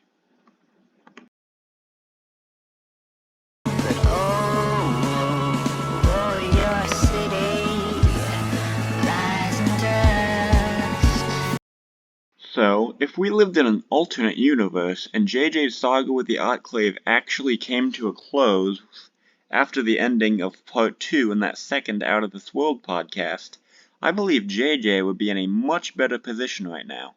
He might have deleted his old Painful channel still, because he may have come to realize his content was all over the place, as it went from a parody review of one of the most loved games that exists that nobody, not even a Bethesda show, would say about it, to a video ranting about a preschool show complaining about the point of it. Why couldn't we have Special Agent also do something more exciting like, I don't know, having Oso stop a terrorist conspiracy to blow up a populated area or something? That would have been engaging, unlike the episode where Oso helps a kid play hide and seek. And he would have gone on to make his Star Wars videos, been more calm in them, and maybe have even more subscribers than he does now, with less critics. And the videos JJ's critics made about him in 2019 may at this point have been deleted. But unfortunately, JJ decided to make this alternate universe not a reality by deciding to continue arguing with his critics after they believed he was on a path to redemption. He continued tweeting on Twitter about how all the allegations about him being a pedophile and a zoophile were all crap that people were pretending he was, and said they came from his critics purposely taking things he said out of context. And he continued DMing people trying to justify raping Cartman. Throughout that February, he continuously complained about Cadenza letting Rogue onto the podcast he was on, which I could understand if the second time he went on he pushed JJ to freak out again, but considering on that second podcast the two left on at least tolerable terms, this complaining from JJ was kind of unnecessary. However, on March 22nd, 2020, that's when things really escalated. When JJ was at 98 subscribers on his old Painful channel, he decided that was close enough to make a 100 subscriber celebration. For his 100 subscriber celebration, he decided to do a Q&A video. One of the questions JJ answered was a question asking which YouTuber he hated the most, and this was his answer. Mercer Gray asked me, which YouTuber do you hate the most? Mostly YouTubers I had beef with. Before I started the old Painful channel, I hated Lasers the most. He's a British YouTuber with over 100,000 subscribers, and he disrespected me when I joined his Discord server, with everyone calling me an idiot or a piece of shit. I've made up with one of his moderators, Synth Potato Amir, but I still hate Lasers regardless. After the whole pedophilia accusation stuff, I've come to hate both Cadenza and Rogue Internet Man the most.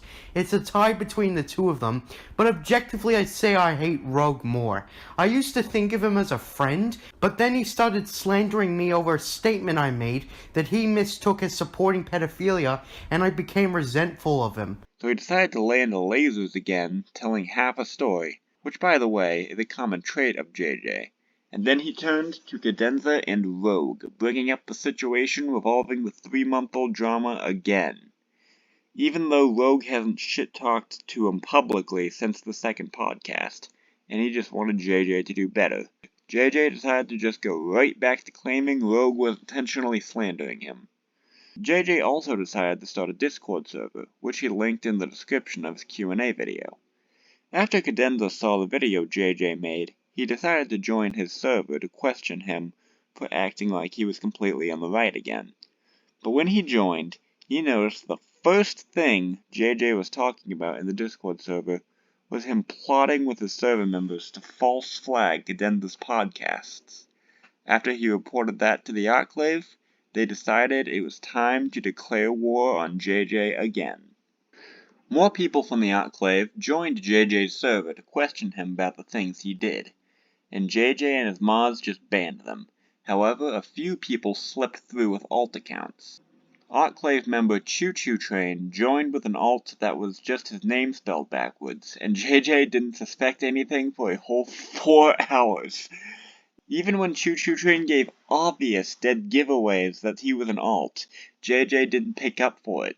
He even fell for an even more obvious alt account that Choo Choo Train made called Not Choo Choo Train that lasted an hour in the server as well, until Choo Choo Train had to explicitly tell him that that was his alt. After the Autclave members revealed their alts, JJ decided to delete his server. The next day, Cadenza put out a video very politely criticizing JJ for his actions. I mean, memeing on him a bit, but was nowhere near as mean as JJ was being towards him for months on end. See, the thing about respect, dude, is that it has to be earned. It's not given away. And the lack of respect you show when dealing with others is the main issue of why you keep getting banned from servers. But the reason that I'm making this video, and the reason that I keep bringing you up, is because A, I think you're genuinely very funny, and B, you were talking to your Discord pals and trying to get them to flag my video, flag Rogue Internet Man's video. I don't get why you would do that. I don't know if you know, but in the YouTube community, false flagging videos is seen as a big no-no. And besides, even if you could get it taken down, I have the file stored on my computer, and an external hard drive, and I would just upload it despite you. And this is where you can see a major contrast between how Cadenza was acting and how JJ was acting. Like Cadenza said in his video that he doesn't hate JJ. But you know what? Despite all that, I don't hate you. But JJ sure does hate Cadenza.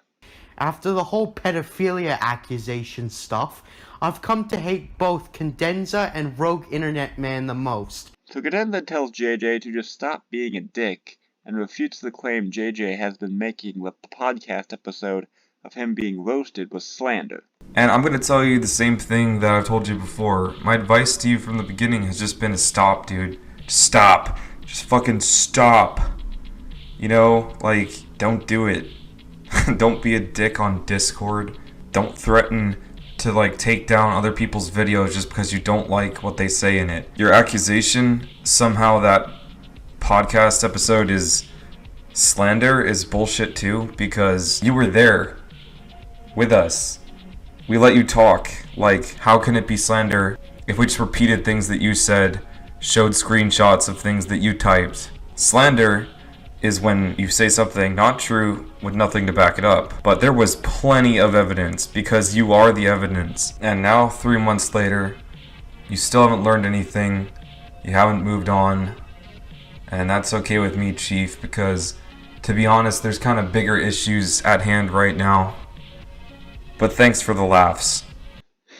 But of course, JJ didn't listen to Cadenza's advice, and instead he had another meltdown. One that lasted an entire 2 weeks. First he went to Cadenza's DMs asking him why he made that video. Cadenza explained, and then asked why JJ is deciding to drag the drama out 3 months after it was laid to rest. JJ said he can't hold in his anger towards him, even after the second podcast when things didn't go bad for him.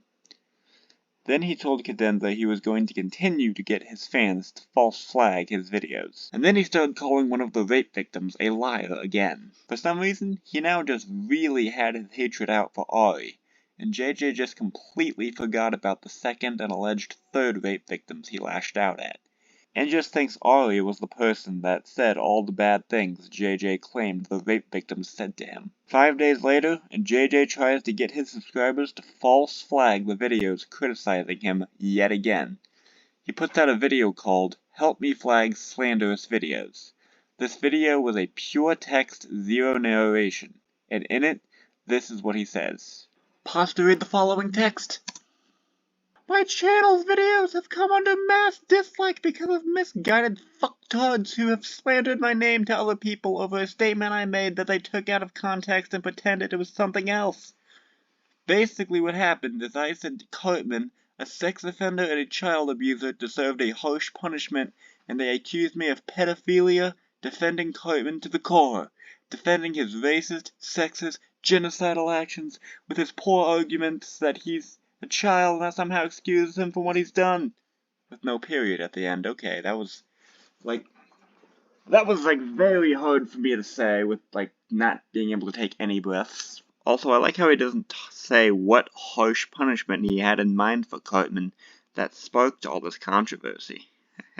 If you hear anyone claim I told a rape victim that they deserved what they got, this is also false, even though there's literally screenshotted evidence of it. The rape victim is a fraud who only used said story purposely with the sole purpose to discredit me. She also has made up stories about me, like how I trained my dog to do disgusting things despite common sense debunking that instantly. Well, the story started out from JJ, and the false narrative came from Drongo Dingo, not the rape victim, but okay. Point is, she has compulsively lied about many things, so she cannot be trusted. Also, no true victim of rape would defend Eric Cartman since he has committed child abuse, rape, and pornography. She is a hypocrite to the core. I don't think she was defending Cartman's actions. I think she was saying you shouldn't rape him for framing someone for molestation and inviting his mother to screw him in the middle of a Best Buy. Which again are things that children in the real world have probably done somewhere. If you search up my name, you will see third-party videos about me lying with a straight face about me being a pedophile or zoophile. If you come across that video, it would be greatly appreciated if you report it for slander or bullying. These hypocrites are true pedophiles. Holy shit. And they're only claiming me to be one to cover their tracks. They will not get away with what they've done. If you have any questions, all the serious ones will be answered in the comment section. Let's show the sociopaths that they do not have the entitled right to slander other people. Thank you. Thank you. Ah, that was very painful to read. So that video was pretty fucking vile, but it doesn't end there. 12 hours later, he puts out another video called My Conditions for Stopping. And not gonna lie, I actually thought his conditions were going to be reasonable when I first read the title. I thought maybe he'd try to meet the Autclave in the middle, and both sides apologize for things they've done. But nope, they weren't in the slightest. These were his conditions. An apology from everyone who has ever wronged me. Admit that you were in the wrong the whole time, and I was in the right the whole time. Deletion of all slanderous videos. Admit that you intentionally slandered and lied. Cease of all hate comments and dislikes on my videos. When you realize that you are in the wrong, message me in the link below. Anything but an apology will be ignored. Some people probably did message him in the link below, but not necessarily an apology. Now we could have easily ended this if he instead said in his video, I would like an apology for being labeled a pedophile without evidence to point in that direction. I'll apologize for digging the drama back up after it was put to bed. All parties delete the videos we made shit-talking each other. All parties cease dislike bombing and making hate comments on each other's videos. It was that easy, but instead JJ decided to make unreasonable conditions saying, say I am 100% in the right, or I will drag this drama out for eternity. Which he really does seem to be standing by, considering he's still dragging it out 3 years later. So obviously, the Autclave JJ to shove his conditions, you probably already know where, and after 3 days of more dislikes and negative comments, JJ decided he couldn't take it anymore, and he deleted his old Painful channel. And the Autclave thought that meant his reign was finally over. Unfortunately for them though, it was not. 3 days after they believed JJ was finally done harassing him, he went back on his MutatedFern channel and made another video about the drama. And then he started DMing it to people in the Autclave. Upon seeing it, even 3 years later, I think that what JJ said in it was one of the most vile, grotesque, and insane things I have ever seen someone say about someone on the internet. I'll read what it says. Ari is a fraud. Here's what actually happened. Her dad actually spoiled her rotten, and one day, when he didn't give her a daily gift, she threw a bitch fit and framed her dad for molestation by getting him to touch her inappropriately that night while he was sleeping. She sent an innocent man to jail. She is not a rape victim. Her story is full of plot holes and cliches, and she is making it up. She should be in jail herself because if any boy or man is unfortunate to date her, he will be framed for molestation too. She also only used her false story to frame me as a pedophile. History is repeating itself.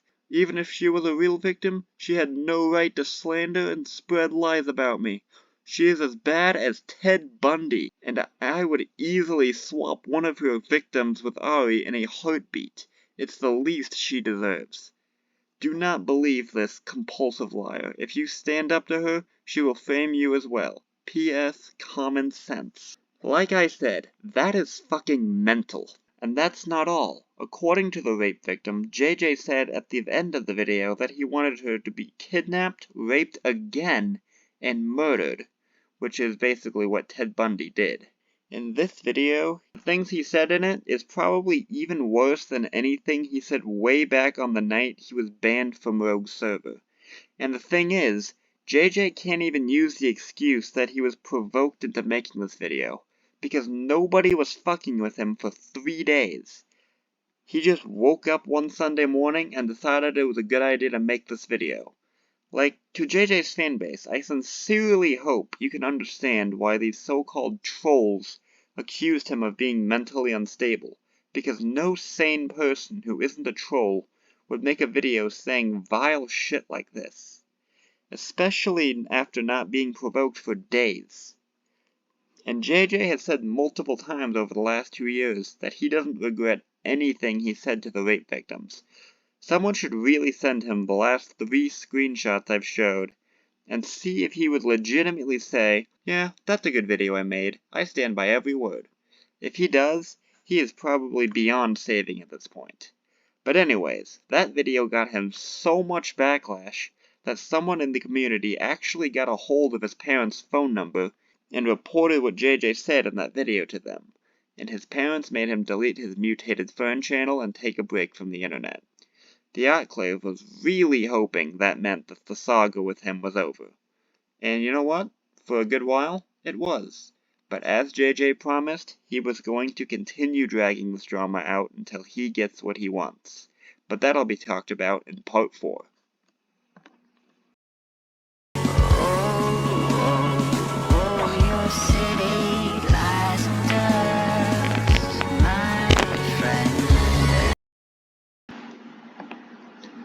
So, after about 4 weeks of being away from the internet, on May 1st, 2020, JJ comes back with a new account, an account by the name of Cacodemon Films.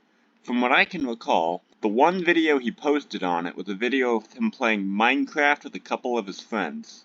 What I know for certain, though, is that he was using a voice changer either in hopes that his critics wouldn't recognize him, or he was trying to sneak back onto YouTube against his parents' orders. Some of his critics still did notice him though, and Rogue sent his fanbase to go after the account, which my personal opinion is split on. I think Rogue sending his fanbase to directly harass Cacodemon Films was not a good idea, because I don't believe in sending fanbases to go after people, especially if their channel is really obscure. But I mean, come on, using a voice changer? JJ has said before that he was hoping to become a huge YouTuber with millions of subscribers. If he did achieve that on his Cacodemon Films channel and went to VidCon or had a meetup somewhere, and people found out he was faking his voice, I don't think people would react well to that. And I'm sure JJ would have eventually randomly gotten pissed at his older critics again like he did on his current channel, and making another video going after them a year later. I don't know if Rogue knew that, and that's why he sent his fanbase after him, considering when he responded to JJ's malicious trolls video, he told his fanbase not to harass him, but I digress. So anyways, after only 3 days, he deleted that channel too.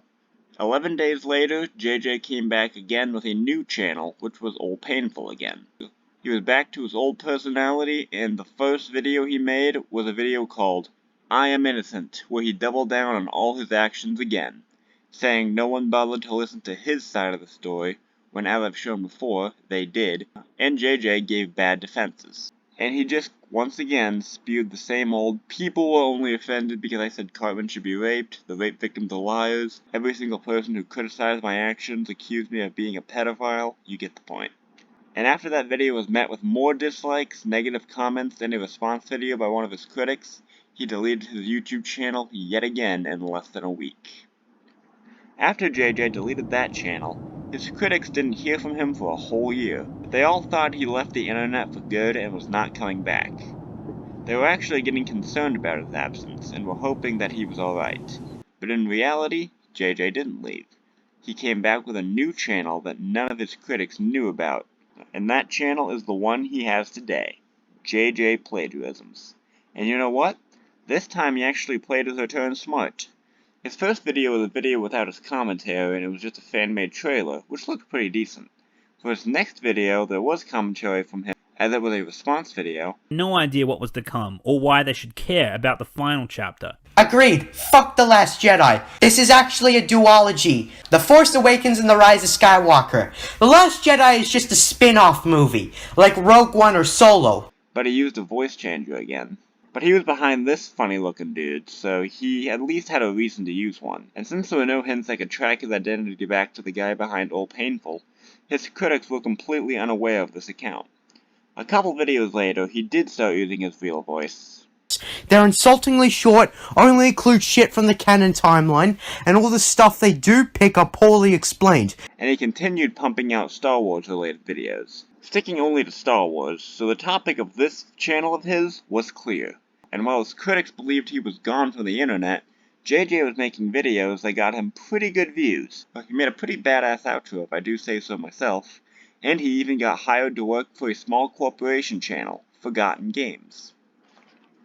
However, unfortunately for JJ, he just couldn't keep his mouth shut about his critics for any longer than a year, and in late July 2021, he made 3 Reddit posts ranting about his critics again a whole year after the drama. One post he made, he claimed that he was still traumatized over the situation, and he made a video asking people on Reddit if there was a way to get the videos taken down. Basically, he was trying to get the videos false flagged again because he didn't like that people were making fun of him while he was old Painful. Another post he made was a post called My Cyberbullying Story, where he told his side of the events of the then year-and-a-half-old fiasco. Once again, telling half a story, probably adding in falsehoods about the events and ranting about Cartman. He basically said the same stuff he said in his Debunking Malicious Trolls video, so I'm not going to cover this Reddit post in detail, since the part where I break down his Trolls video is coming soon. And the final Reddit post he made was a post saying he thinks he has PTSD, which, considering what he said over the course of this year about the situation, it's becoming more and more unlikely that he actually has PTSD, because that is something he would have for the rest of his life if he actually had it. Also, you can't diagnose yourself with PTSD, by the way. Now, it was a really bad mistake for JJ to make these posts, because on his Reddit profile, where he made these posts, he had his JJ Plagiarisms channel linked to it, and his old critics found it, which JJ said in the public Reddit posts he was scared of. After his critics found these Reddit posts, they all commented on them, telling people their side of the events, and adding the rest of the context that JJ left out, which caused the people who were initially on his side to realize he wasn't the victim he claimed to be. Then his critics found out that he worked with Forgotten Games, and they contacted the owner of the channel. And the owner had told him that JJ has talked to him about the situation before, and regrets the things he said. He kinda walked the line and said that JJ was a good kid, but was a bit aggressive, and did not like that JJ went to Reddit doubling down on everything. After his critics learned about JJ's suicide story, some of them actually did feel sympathy for him. The next day, the owner of Forgotten Games had a conversation with another one of JJ's older critics. It ended with the owner telling JJ to try to bury the hatchet with his critics and take down the Reddit posts, and he said that both parties were in the wrong.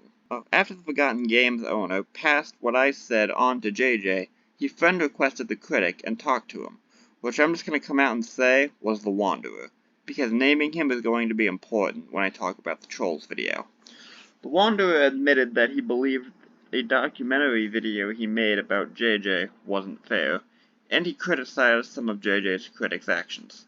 JJ tried to act like he was still completely in the right at first, but the Wanderer eventually got him to say that he regret lashing out and admitted that the grotesque stuff he said to the rape victims was wrong of him. As a result, the Wanderer privated his documentary video out of All Painful, and it seemed like the case between JJ and his older critics could finally be closed, as it seemed both parties had met in the middle and agreed that no one was 100% in the right, and everyone regretted certain things they had done. And for 9 months, both parties went their separate ways and did not take any more shots at each other. But apparently, one day, JJ decided that meeting his critics in the middle was not good enough for him. And on May 6th, 2022, he uploaded a 30-minute, rage-filled video called Debunking Malicious Trolls, where he doubled down on every single action he's taken throughout the entire then 2-year-old saga involving him. And for many of JJ's fanbase, this was the first they've ever heard of it. And because these fans know who JJ is and don't know anything about these critics, and didn't see any screenshots of the events until now, they believed JJ was telling the truth about everything, and believed these older critics of his were terrible people who maliciously bullied him. So now what I'm going to do is I'm going to compare what JJ said happened in his video to the screenshots of what actually happened, and see if JJ's story adds up. I'm also going to respond to some of the things he said in the video that I feel warrant some sort of rebuttal. Be warned, I am going to be repeating some stuff I've said in this documentary in part 2, but it needs to be done to make sure JJ's fans know the true context. So the first thing I'll mention that JJ said in his video was that Rogue told him that he had his private information and he was going to call the police, which to him is a doxing threat. When these trolls found my new channel, JJ Plagiarisms, in one of the videos discussing the topic of when they had found me, this one comment is asking me to provide proof that I was threatened. I shouldn't have to. Given Rogue did that in the very live stream everyone saw and laughed at. He told me that he had my address and that he had my private information and that he was going to call the police on me. That is a doxing threat. Full stop. But the thing is, that's not really a doxing threat. A doxing threat would be if Rogue said that he was going to release his personal information on that podcast.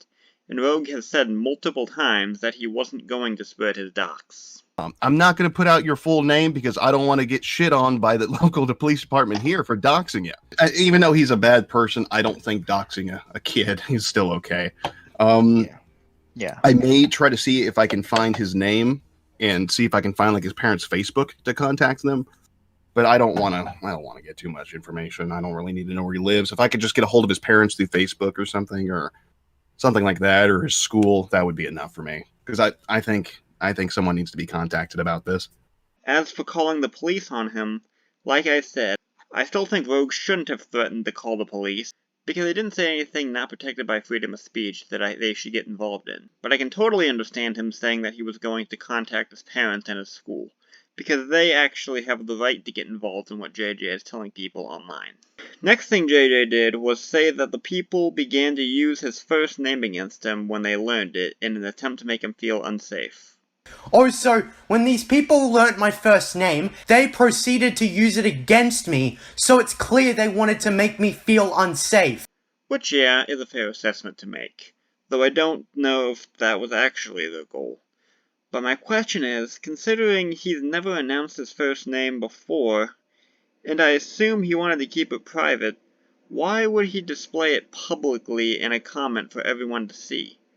No one in his fanbase knew his first name before his video, and none of his older critics used his first name outside of a couple comments from 2 years ago, so just why? Then JJ very rudely asks his own fanbase if he has to prove that he received doxing threats in DMs. So I can prove the doxing threats, but I cannot prove any more of it. But should I have to? So I can prove the doxing threats part, but I cannot prove any more of it. But should I have to? These morons had no verification standards when they automatically believed the rape victims about themselves and bullshit about me. So why do I have to show proof? What makes me so different? But the thing is, that question can be reversed back onto him. Why is it that he doesn't have to prove any evidence that he was threatened, which by the way he never did even when he had access to his deleted Discord account, but the rape victims did have to prove they were raped to him? So then JJ claimed in his video that these guys eventually found his new channel and tried to provoke him again, and it ended with him blocking and ignoring him. Eventually the trolls found my new channel and tried to provoke me again, and they eventually fucked off when I blocked and ignored them. It happened rather quickly. They gave up within a week. But the thing is, the real reason they gave up rather quickly is because they believe they got what they came for. The only reason his critics went after him again upon finding his new channel is because they found it due to him making that Reddit post telling half a story, trying to make his critics seem like horrible people. And they stopped arguing with him after he deleted those Reddit posts and negotiated his actions with the Wanderer on Discord and getting him to say that he regretted his actions. So now he's saying that he's going to debunk every single thing these so-called trolls said about him. First, he claims that everyone accused him of being a pedophile solely because he said that Eric Cartman should be raped as a punishment. First, the basis that I was a pedophile because I said Eric Cartman deserved to be raped as a punishment. I was dead serious about it, but I was not a pedophile for saying so. First, Cartman's a rapist himself. Only thing one has to do is watch the show. And two, he's done far more evil things like attempted genocide. So these morons tried to say that I was a pedophile because Cartman is 10, but the thing is, the standards of the South Park universe are different to ours. Cartman has done things no child would be able to do in the real world, such as crashing a plane, starting a pirate crew, etc. In fact, it's logical to say that the adults in South Park are dumber than the kids. I can't believe I have to point this out about an adult cartoon, but it shows the lengths these idiots went to try and frame me as something I was not. I'll debunk what he said about why he was really accused in the next clip, but for this one I'll say this. Now his justification for raping Cartman is that he said the standards of the South Park universe are different to ours. But the thing is, recently J.J. put out a video debunking a Star Wars shipping between Anakin Skywalker and Ahsoka, and said that they can't be together because it will be an outlawed ship. And he did something very hypocritical and said that he hopes the police come for anyone who ships them and throw them in jail for that thought crime. Basically calling anyone that ships them pedophiles. Because most people know this shit is absolutely fucked, but we still get people who do this. If you're one of those people, I hope the police come catch you. So clearly JJ doesn't care about pedophile accusations being mindlessly thrown around like he claims he does in this video, and going by his logic, the standards in the Star Wars universe are different from ours. So does that mean the age of consent shouldn't matter in the Star Wars universe? If you say no, which you should, then the same should go for the standards in the South Park universe. So next, JJ tries to debunk the claim people made about him that he said children should be raped for bad behavior by talking about unrealistic things Cartman did in the show. Also, they said that I was advocating children to be raped for bad behavior, which my response is, Cartman has done highly illegal and immoral things, and second, that's a fucking lie. Also, he's a fictional character, which was part of the reason I used him as my example. But the thing is, he originally said, when he was called for Cartman to be raped, that he should be because he framed someone for molestation and invited his mother to fuck him in a Best Buy, which are things children in the real world have probably done. And not to mention, when the two rape victims came forward with their stories about being raped by their dads, asking if he deserved it, he asked them what they did that caused them to get raped, which was the real reason the community believed JJ thought rape is an acceptable punishment for bad behavior, not just because he said Cartman should be raped.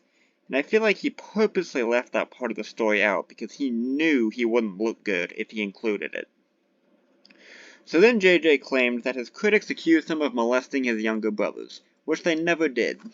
First, we've got the baseless accusation that I molested my younger brothers. To my recollection, this came during the voice chat when someone asked me if I had siblings. I said yes, and then I was accused of molesting them. Pretty fucking retarded, right? Also, my two younger brothers are only a year younger than me, so that totally makes sense.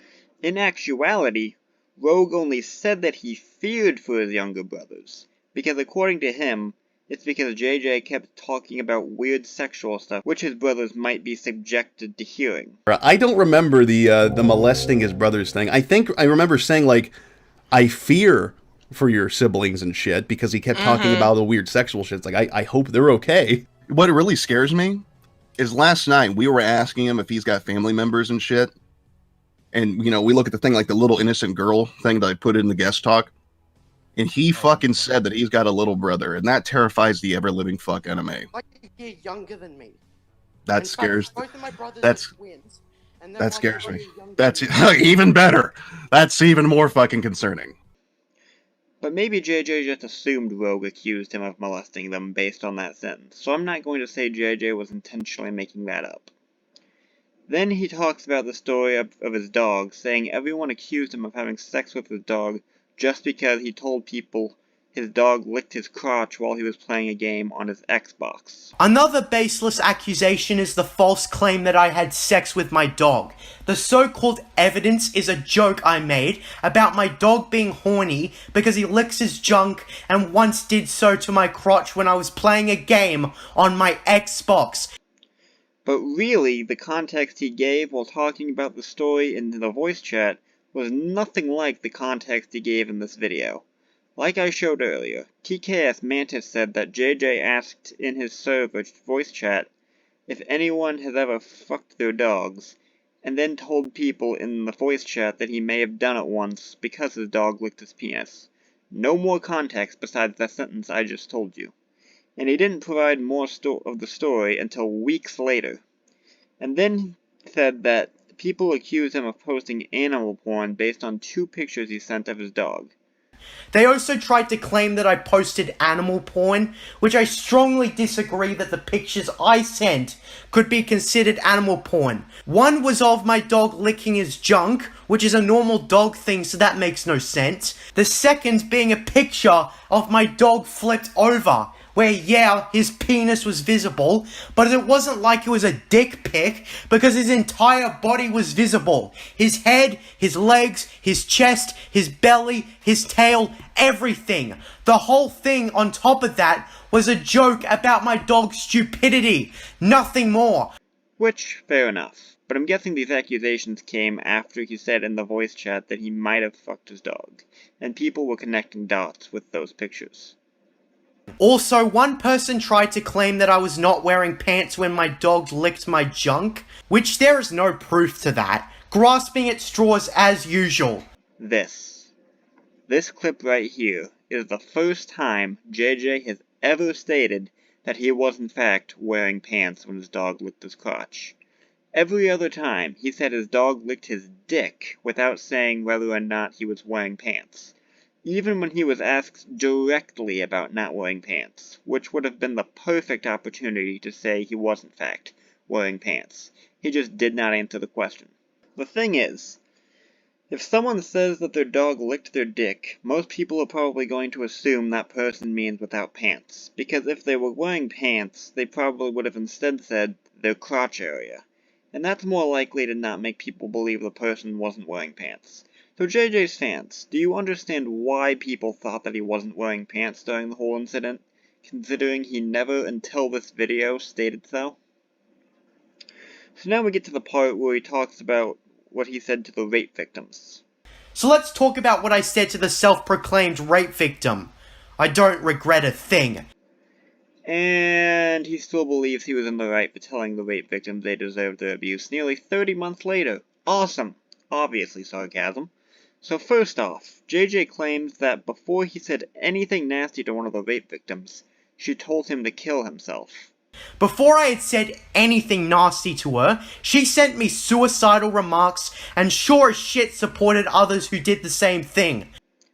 So the thing is, while it is in fact true that the rape victim, wrongfully, did tell JJ to kill himself, it was not before he said anything nasty to her, like JJ claims. She said it in response to JJ outright telling her that he doubted that she was a sexual abuse victim, simply because she didn't provide any evidence. And that's not even taking into account this message from JJ saying, "Thanks, you deserve it."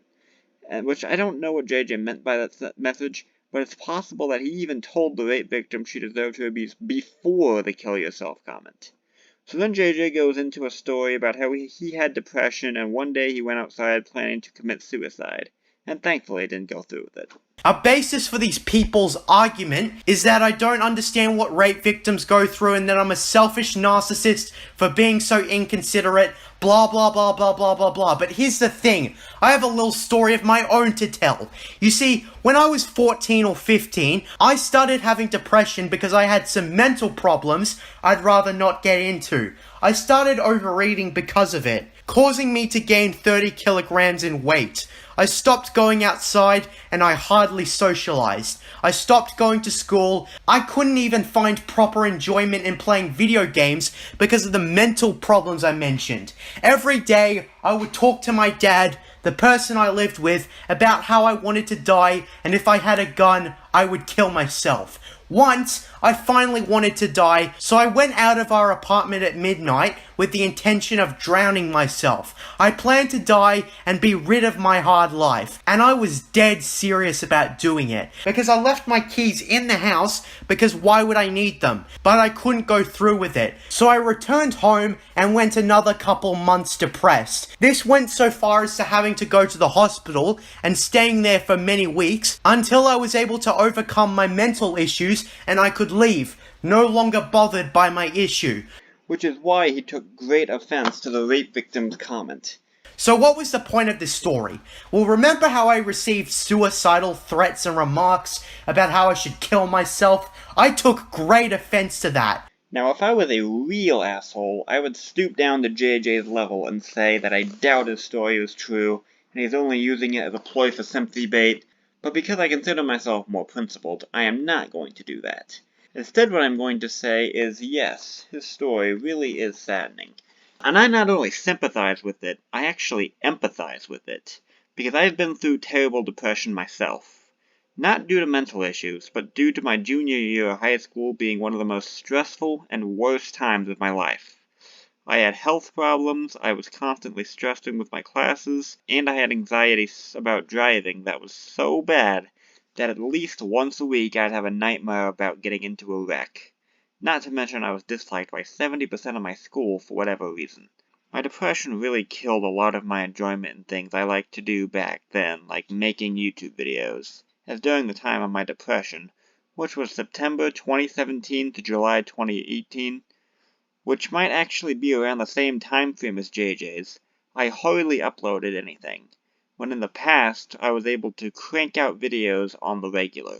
So yeah, the thing is, I think everyone can empathize with JJ's story, because just about everyone has gone through depression in their teen years. Heck, even JJ's contemplating suicide story can be empathized with, because just about everyone has, in their depression era, had so much stress built up that one day they almost snap, and they go somewhere with the intent of ending it.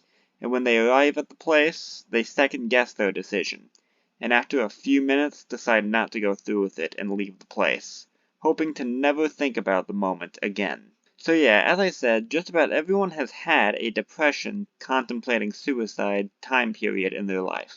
But you know what not everyone has gone through? What these rape victims have? Being raped. This rape victim was so fucking entitled and hypocritical. She goes on and on about how she suffered this and that, but has no regard for anyone else's problems, least of all mine, because she told me to fucking kill myself. Also, another thing about this, JJ has never shared the story with his critics before. Not in Rogue Server, not in the OTW podcasts, not on any videos on his old Painful channel. So I don't think the rape victim even knew JJ went through depression. If she did, maybe she wouldn't have said what she did.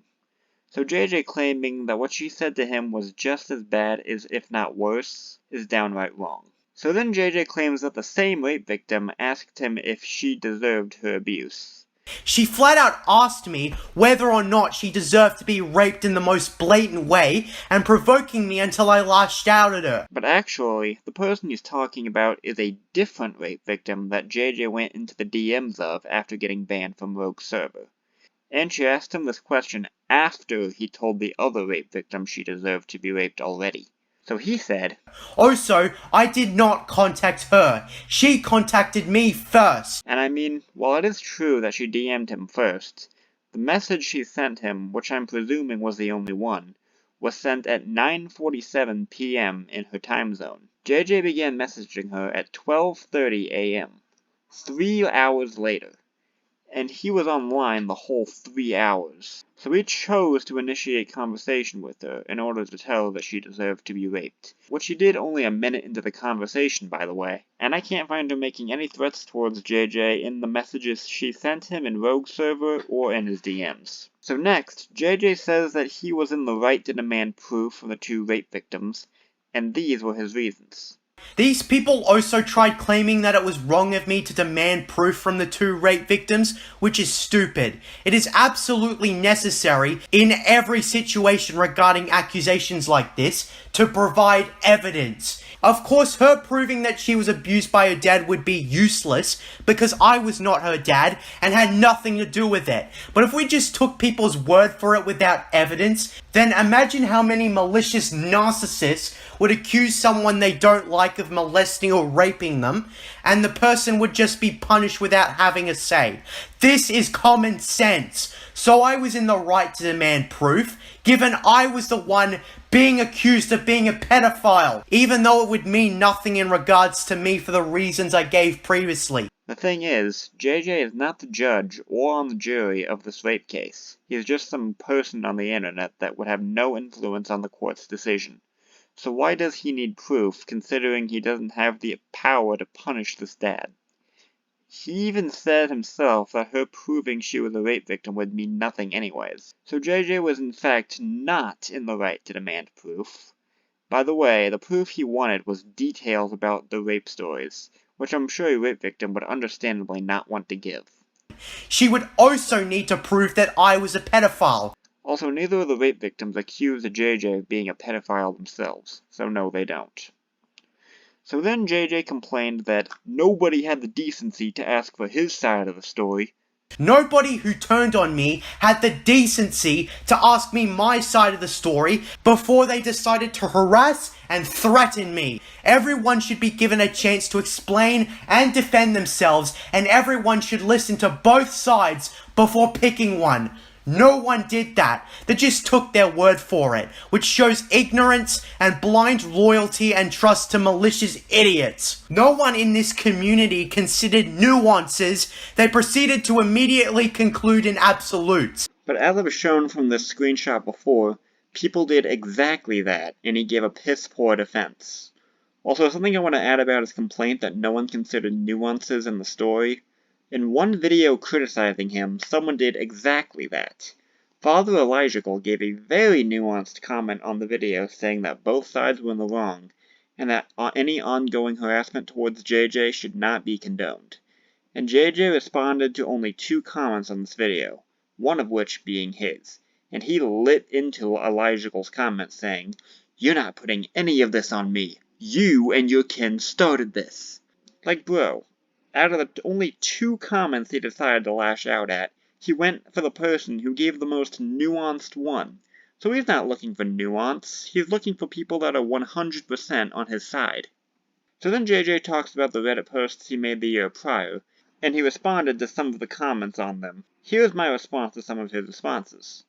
I've received excuses from these idiots downplaying the threats they gave me or the baseless accusations they made with things like, everyone gets called a pedophile online, get over yourself, which is very inconsiderate and dismissive.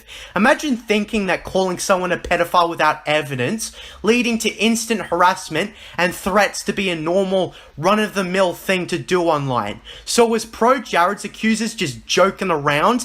These assholes don't see the people they falsely accuse as human beings. Well, to be honest, it is true that the word pedophile is mindlessly thrown around. I mean, look at Twitter. While I personally haven't been called a pedophile, yet, I have been called a neo-Nazi and a terrorist, which is almost just as bad there. And trying to compare himself to Pro Jared, by the way, is just wrong. Pro Jared was seen as an actual pedophile in the public eye for months, and lost many fans. And some of them today still believe that he's a pedophile, even after he made a video proving his innocence. JJ, on the other hand, was called a pedophile for a couple days, and people eventually stopped calling him that after the second Out of This World podcast. And today, I don't even think anyone believes he's an actual pedophile anymore. In fact, these people are usually very selective about the videos I made and the counter-arguments I make. If you want to debunk someone, you have to address everything they say. Exactly, JJ. Why don't you go ahead and debunk what Rogue said about you here? Or what about what Choo Choo Train said about you here? Or maybe even what the Wanderer said in the comment section of this very video. Are you up for the challenge, or is this another hypocritical point you're making?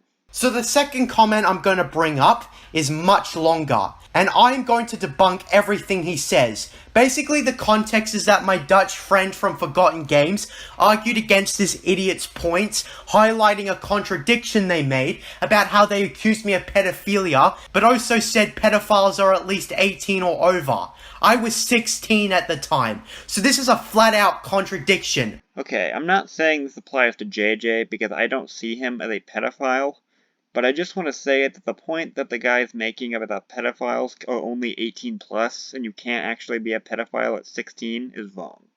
According to DSM-5-TR, you actually can be considered a pedophile at 16. And considering JJ is said to live in Australia, and the age of consent there is 16, this argument from this person is invalid. Again, not saying this applies to JJ, because I don't believe that he is a pedophile, making that clear. But I am disproving this argument for the sake of 16-year-olds who may have done actual pedophilic deeds. JJ then responded to a person that responded to the Forgotten Games friend of JJ. The person who responded to this guy was honestly pretty aggressive, and I don't agree with how he responded to him. But still, JJ made some points that I feel the need to refute. Like the point where he said that him telling Rogue he deserves to be raped was justified. And he did not help his case one bit when he told Rogue himself that he should be raped in the ass, so you can throw out that point as well. Fucking brainlet. So I'm basically a terrible person for telling me who in that very podcast that he was going to dox and call the police on me and have me reported, which was nothing more than a bluff as confirmed by one of my personal friends checking with their dad if there was ever a police report like that against me. There wasn't. Again, Rogue never threatened to dox JJ, as he's said multiple times he wouldn't, and I already condemned his empty threat of calling the police on him. Rogue hasn't threatened JJ with any of the things he listed. The only thing on that list that anyone did that night that is proven to be true was a suicide comment, and I've already explained the reason behind it being made and condemned it. So I said that he deserved to be fucked in the ass in the literal sense, but Rogue and everyone who encouraged him to do so gets off the hook for threatening me with suicide, doxing, and murder? It's called retaliation. I'm the sort of guy where if you say nasty shit to me, I will say nasty shit to you. It was absolutely just under the circumstances. Okay, but the thing about that is, as Rogan Cadenda said, there's always that one line you don't cross, and saying someone deserves to be raped crosses that one line. Especially considering he didn't say it until 15 minutes later. It wasn't said in reaction like the rape victim's kill yourself comment. What all Painful is said and done was not and never was borderline funny. You say that, but there are many instances of you and everyone else making jokes about what I was such a horrible person for saying or doing allegedly, such as this comment that makes fun of me for having sex with my dog. This dude literally made a smug-ass remark about someone who, according to them, was caught for animal abuse. That's downright psychotic. Here's a few other comments that are smug in tone, or are mocking me for being creepy or guilty or whatever. Pretty tone-deaf, right? Okay, so on the comments. While he has a point about the initial comment making fun of him for the dog thing, the other 3 comments he showed were pretty mild and didn't accuse him of anything nasty. The first comment was a person making fun of the fact that JJ thinks he's completely innocent of any wrongdoing, which no one in the saga is, by the way. The second comment was saying JJ's video was the definition of insanity. But considering I believe this comment was on one of JJ's vile text videos where he says insane stuff, I can completely understand why this comment was made. And the third comment was someone calling JJ out for shadow banning him. Someone who thinks rape should be normalized as a punishment. Yep, towards rapists specifically. Let me make that crystal fucking clear. Okay, but rape towards rapists is kind of already normalized. I don't see the point of raping rapists as a punishment from professional punishers or paying people to be a sex offender or whatever he has in mind, because rapists already get molested themselves by the other prisoners after they find out they are in for rape. Where do you think the joke, "don't drop the soap," came from? Fun little fact for viewers at home. As someone who has suffered from sexual abuse as a child and has interacted with other victims, I can tell you right here and right now that it is near impossible to provide physical evidence of such a horrible act unless it was recorded. Okay, now I can understand why this response from this guy is so heated. Since he was a rape victim himself and he's dealing with a guy who told rape victims they deserved it, he's understandably not going to take that lightly. And I know there are other ways to verify it, like witness accounts and body scans and examinations that show forceful touching or assault. Yeah, maybe right after the rape happened, but those marks are probably not going to still be on them 10 plus years later. And even then, are the rape victims supposed to show their private parts to JJ to prove they were penetrated unconsensually? And on top of that, there would be stuff in a police database on the internet or whatever. But also, he and his peers have debunked this themselves. This is where this really starts getting disingenuous. Back when I was being harassed online, the rape victim I lashed out of supposedly provided a police report of her abuse or something. Of course, I never actually saw this police report, probably because it didn't exist. Conveniently, she also deleted this report before I could see it, which is why I didn't see it. But in this tweet JJ made, he said the rape victims didn't send him proof until hours later. I presume he's referring to the police report in this tweet. So why is he now saying he never saw it? I don't know if I buy that he didn't see it. But even if he didn't, the claim he made that it probably didn't exist is still wrong. Because people who had a neutral opinion on the JJ saga have said that they've seen it, so that should be proof enough that it's real. By the way, this is why I revealed that the Wanderer was the person JJ talked to in July 2021, so that everyone knows that at this time he was neutral in the argument, and he said the police report was real. An aggressive and violent individual who smashed his phone over Wi-Fi signals and God knows what else. What a downplayer. I was having a panic attack on the live stream. Not to mention that Rogue threatened to dox me. And that's why I smashed my phone. Thus why I strongly believe I got PTSD after the fact. This was the most confronting and most stressful thing that ever happened to me. I was threatened on stream in case you forgot. Again, Rogue did not threaten to dox JJ. And by the way, this was the sentence Rogue said that made him smash his phone. Said that I think Cartman, a racist, sexist, genocidal psychopath, should get a punishment like rape. I like how just like at 40 seconds you mentioned Cartman. So now at 40 seconds, anybody watching this is going to be like, wait, are they talking about the South Park character? People were acting like this. Whoa, we don't need violence here. Beating up your phone or your computer will not solve this. Your phone didn't do nothing. Yeah, if you set a picture of Buckingham Palace on fire, actual Buckingham Palace won't go on fire. He didn't smash his phone because Rogue threatened to dox him. He smashed his phone because he was mad that Rogue was making fun of his Cartman rant. And according to JJ himself, he smashed his phone for this reason. I threw my phone, but it wouldn't shut up, so I threw. And then the audio went out, and then I went back straight to my laptop, left the Discord, and I was pretty shaken up by that.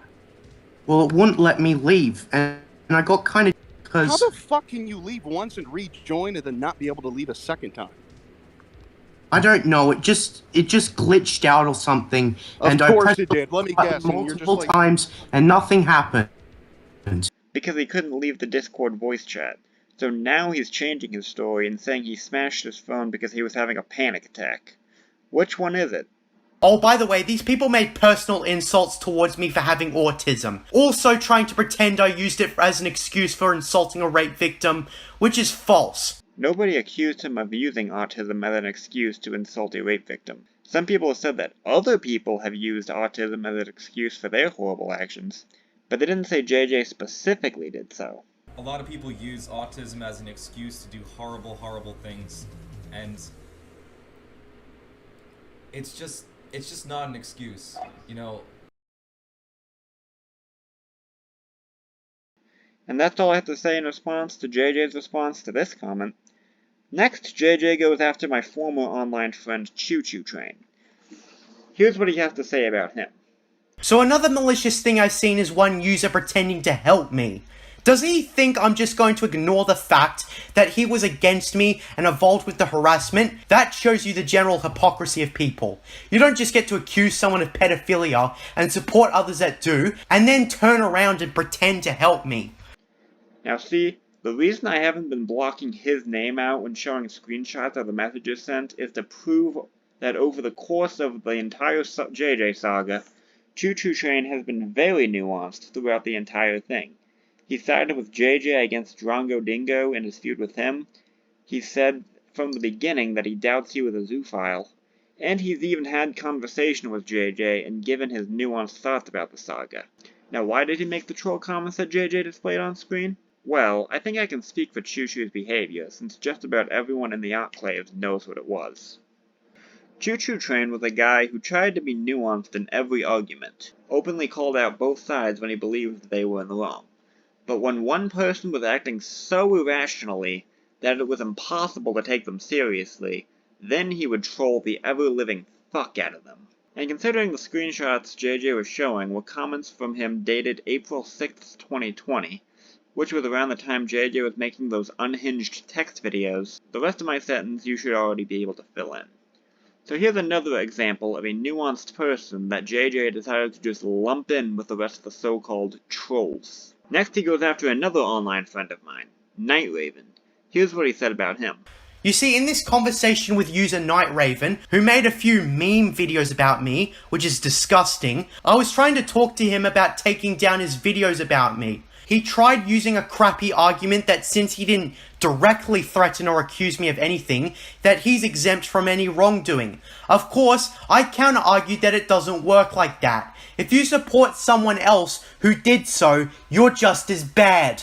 And he certainly did support Rogue and the others who threatened me. Do you think a Nazi collaborator who knew about the atrocities the Nazis were doing could just say at the Nuremberg trials, well, I had nothing to do with that? Because the easy counter-argument is that you knew about it and you did nothing about it, which makes you the subject of negligence. As a bystander, you have an obligation to call out bullying when you see it, and you did nothing. So first off, he seems to be leaking the conversation halfway through. How did this conversation start? Did he ask politely for Night Raven to remove the videos, or did he aggressively demand he did so? Considering it appears his argument with Night Raven started because he randomly blew up at him for doing nothing but self-promoting his content that had nothing to do with JJ in the Forgotten Games Discord server, I'm leaning towards it being the latter. Also, for the whole argument that all his critics are just as guilty of baselessly accusing him of being a pedophile and threatening him because they didn't call out bullying when they see it, considering JJ was saying horrible stuff to rape victims, which were their friends by the way, I don't think the first thing they're going to care about is the accusations some people threw at the person saying the horrible thing is going too far. However, for what it's worth, some of JJ's critics did criticize the rape victims for telling JJ to kill himself on that same night. Now here's something JJ says that just really makes me think that he likes the negative attention he gets from these critics. He complains that the critics stopped harassing him after he blocked and ignored them, and didn't continue harassing him afterwards. On a final note, had these people actually believed I was a pedophile, or had there actually been solid, credible evidence to incriminate me of several crimes I've been accused of, then why did, after I blocked and ignored the morons, did they just give up? Had I actually been a pedophile who had been proven to do these things, I most definitely would have been harassed with no end in sight, because that's how cancel culture works. You look at any actual predators, like Kevin Spacey, they will never be left alone for what they've done. So with this happening, that meant that these people were never serious about anything they harassed, accused, or threatened me for. And that makes me even more livid. As to about the claim that the people who accused him of pedophilia were never serious, I just think that the critics eventually all realized that accusing him of pedophilia was going too far. As they said themselves, I've done nothing wrong. As I have hopefully proven, JJ has done plenty wrong throughout the saga. And the final thing I will respond to is the message from the John Lasseter person linking Night Raven's Out of This World podcast highlights video. Also, more recently, one of the trolls, hiding behind an alt account, went onto AI Core and posted one of the videos about me. He was promptly banned. As a person in the Autclave server, I can say that I have never seen this John Lasseter account before, so I don't believe one of the members were behind this account. Since according to JJ, this happened around November 2021, when the Autclave server was pretty much dead, and people were saying at this point JJ was old news. This was also around the time JJ was going hard at sequel fans, so it's very possible that this person was just an angry sequels fan that linked Night Raven's video as a way to get a rise out of JJ, or think that it exposed him or whatever. So that's everything I have to say in response to JJ's Debunking Malicious Trolls video. I know it was a lot, but just remember that I had to write, speak, and edit everything you just listened to, so my job was a lot harder. And we're not done here. We've still got one more video to talk about, though thankfully it's much shorter and there's less things in it that I feel the need to talk about. The video I'm talking about is the video I mentioned at the beginning of this video. Why I'm so angry in my videos. Now again, for context behind this video's creation, J.J. made it after he started to lose supporters due to his hostile response to one of his newer critics, blurry films. And in this video, he just blamed his older critics for his hostile behavior today towards his newer ones. So I'm going to break down what he said in this video and let his newer critics know not to fall for what he says. So here's how he starts off the video. A lot of people hate me these days because I shit-talk them for liking movies. At this point, they take it really personally, and I wish they'd just understand that I'm a trash-talking persona on the internet. I'm going to explain why I'm so angry in my videos. The main reason isn't because I'm entitled, or a gatekeeper or whatever. It's because of my self-esteem and those trolls who accuse me of pedophilia, zoophilia, and tried their hardest to make me look like a terrible, horrible person. So as you can see, I wasn't lying when I said that JJ just blamed his older critics for being so hostile. Even though 95% of his older critics have left him alone for well over a year at the time of this video, and still haven't tried messing with him while he continued on complaining about them the last few months. Also, I'm calling bullshit on his claim that he doesn't feel like he's entitled, because his entire debunking malicious trolls video was just him bitching about how no one took his side during the then 30-month-old debacle, and him saying fuck the people who were assaulted and their problems, and only his that no one knew about should have mattered. I discussed what happened in this video, and I haven't been able to move past it. I still have as much rage inside me as I did over 2 years ago. So apparently JJ, after almost 3 years, hasn't cooled off in the slightest bit, after having all that time to reflect on his behavior. You know, any other person, probably after all that time, would have realized that the whole fiasco was a wash, and everybody was in the wrong, and try to forget that the incident ever happened. But not JJ, he still thinks he did nothing wrong, so he's going to take his still at maximum capacity rage from the incident he can't stop thinking about all these years later, and take it out on other people. And it doesn't help that the trolls are so smug and continuing to regurgitate the same shit over and over, which I've already disputed. So first off, I've undisputed it. Secondly, these so-called trolls haven't said a word to him in over a year. And the only one who still makes videos about JJ, StewDog, has only done so in response to the unprovoked shots JJ was taking at them. Oh, old Painful's back and he's being a dick like usual. I was 16 at the time and incredibly naive, and those sick fucks exploited that. They know damn well what I was trying to say, and decided to spin it way out of context. Yeah, I can believe that JJ was acting out of pure naivety when he would overshare in these communities, but no, his critics were not intentionally exploiting it. Considering they didn't know that he had said these things out of naivety, he never explained that he had this problem before, when he had several opportunities to, and they did not know what he was trying to say and intentionally spin it out of context like he claims. No one that doesn't know JJ is going to know what he was trying to say by saying he may have had sex with his dog with no context. No one is going to know what he was trying to say by saying Cartman deserves to be raped because he did 2 things that real children in the world have probably done, and then asking 2 rape victims what bad deed they did that caused their dads to rape them. Me condemning sequel fans the way I do is because of the trolls. See, JJ claims that he's so hostile towards people because of the harassment he faced by Rogue's community, but really, he's always been this way. As testified by the Lasers community, he used to argue and shame people for what they prefer while he was in the 4 Pillars Discord server. And this was before he even knew about Rogue's existence and vice versa. So JJ says he can't concentrate in university because of the years-old incident. I've been unable to concentrate at university because I feel like I'm just traumatized and scarred for life and stressed out that I'll be doxxed or murdered one day. So how did he manage to make it through high school? I don't know about anyone else, but on the day I received my high school diploma, all the bad memories I had during my junior year at high school when I was 16 years old were just gone.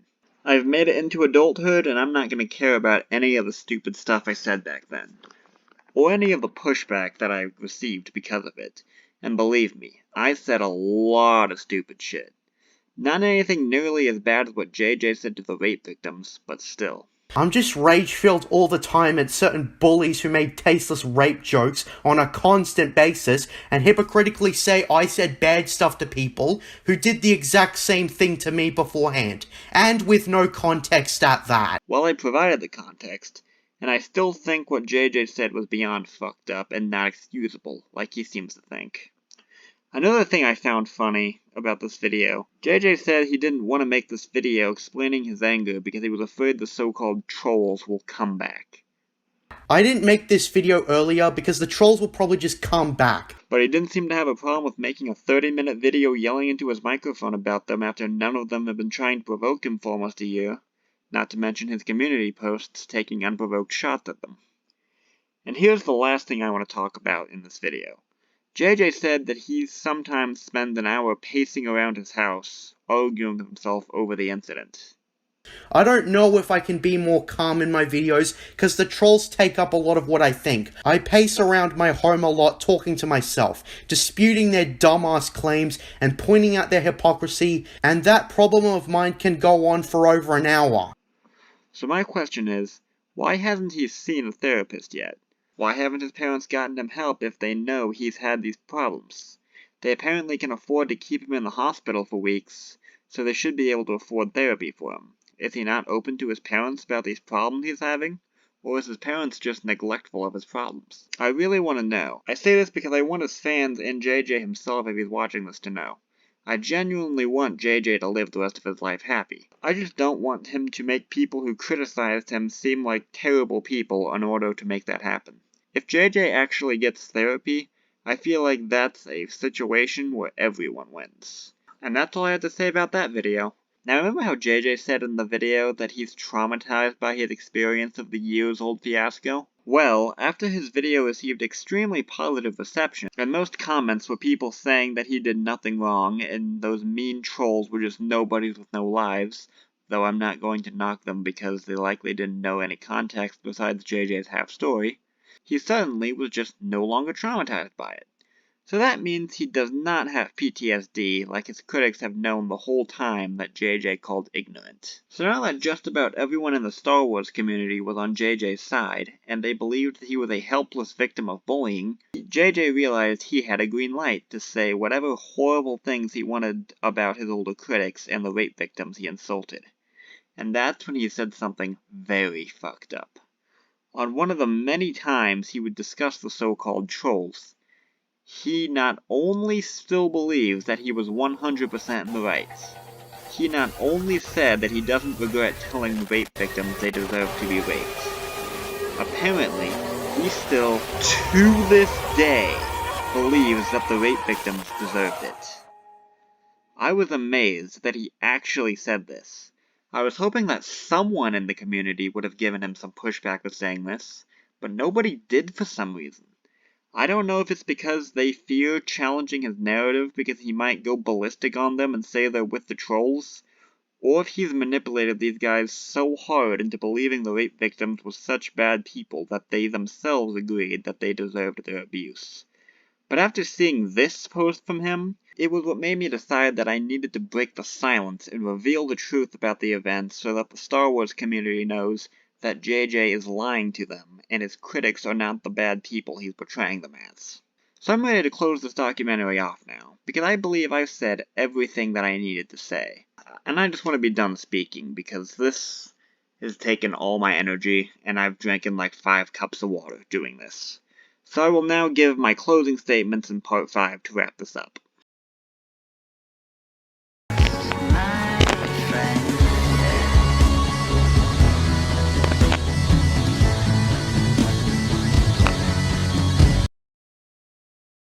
So in conclusion, I believe I have shown enough evidence to prove that JJ is not the helpless victim of bullying he claims to be.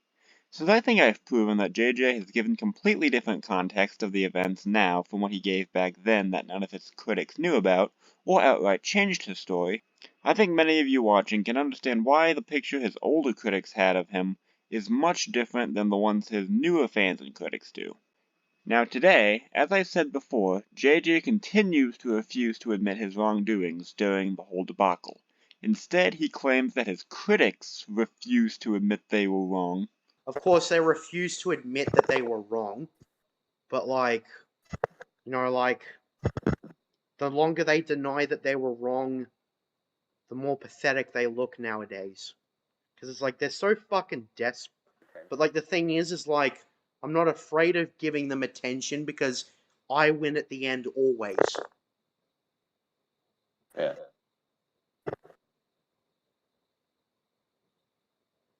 I've explained myself. I am correct. They were 100% in the wrong. And that's all there is to it. But the thing is, his critics have admitted their wrongdoings of the events, and said that their actions were not okay. I've spoken with an anonymous source who no longer has a social media presence. They've stated that they feel that there was fault at play on both sides when the Out of This World podcast happened. Lies, threats, doxing threats, people saying horrible stuff in retaliation to All Painful wasn't okay. So as time went on, these critics actually reflected on their actions and realized that they did some bad things during the drama, which is probably why they haven't been trying to attack JJ again after they found JJ's new channel, and instead tried to meet in the middle with him. But JJ just outright refuses to meet his critics in the middle, and still to this day thinks he was 100% in the right the entire time. And whenever one of his older critics comment on any video revolving around him, giving him mild criticism, even if he's not talking to him directly, he makes community posts out of them saying he'd knock their teeth out given the opportunity and double down on all his actions once more. So the truth is, JJ is really the one who refuses to admit that he was in fact wrong. And he probably thought he was going to get away with lying to his fans about the events by telling him his twisted version of the events and having him think his older critics were all terrible, malicious actors forever. And he probably thought that none of his older critics had the receipts of the events to prove him wrong. But I think I have indeed done just that. And I have proven that JJ was in fact not correct, and his critics weren't 100% in the wrong, like he claims. Maybe one of these days I'll make another video counting the wrongdoings of both JJ and his critics to see who was more in the wrong. So after JJ's fans see this video and know the truth of the events, I see two options for JJ now.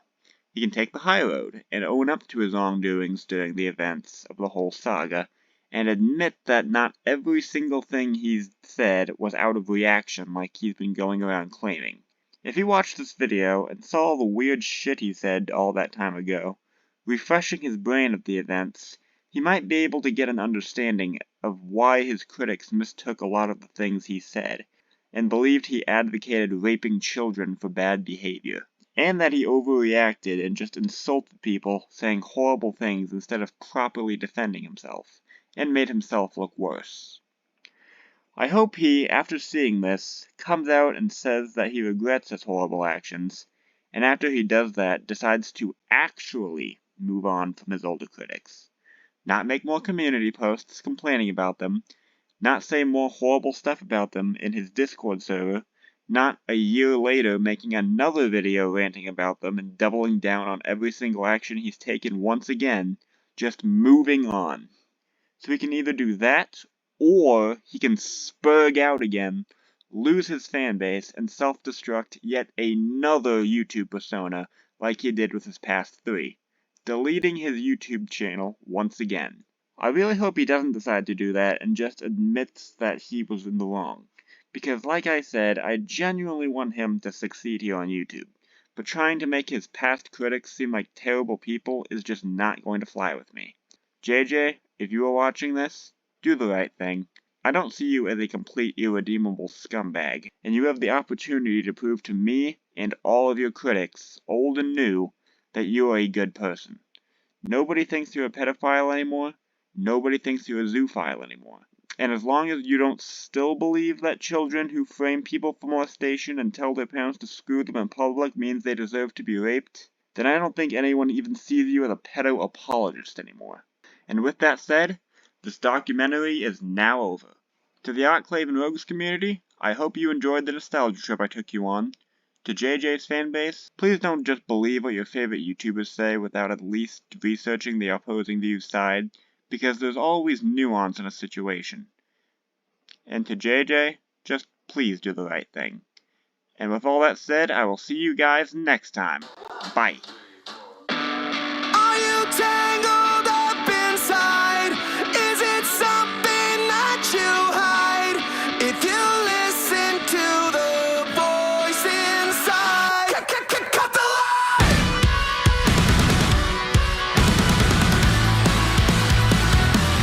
Cut the line!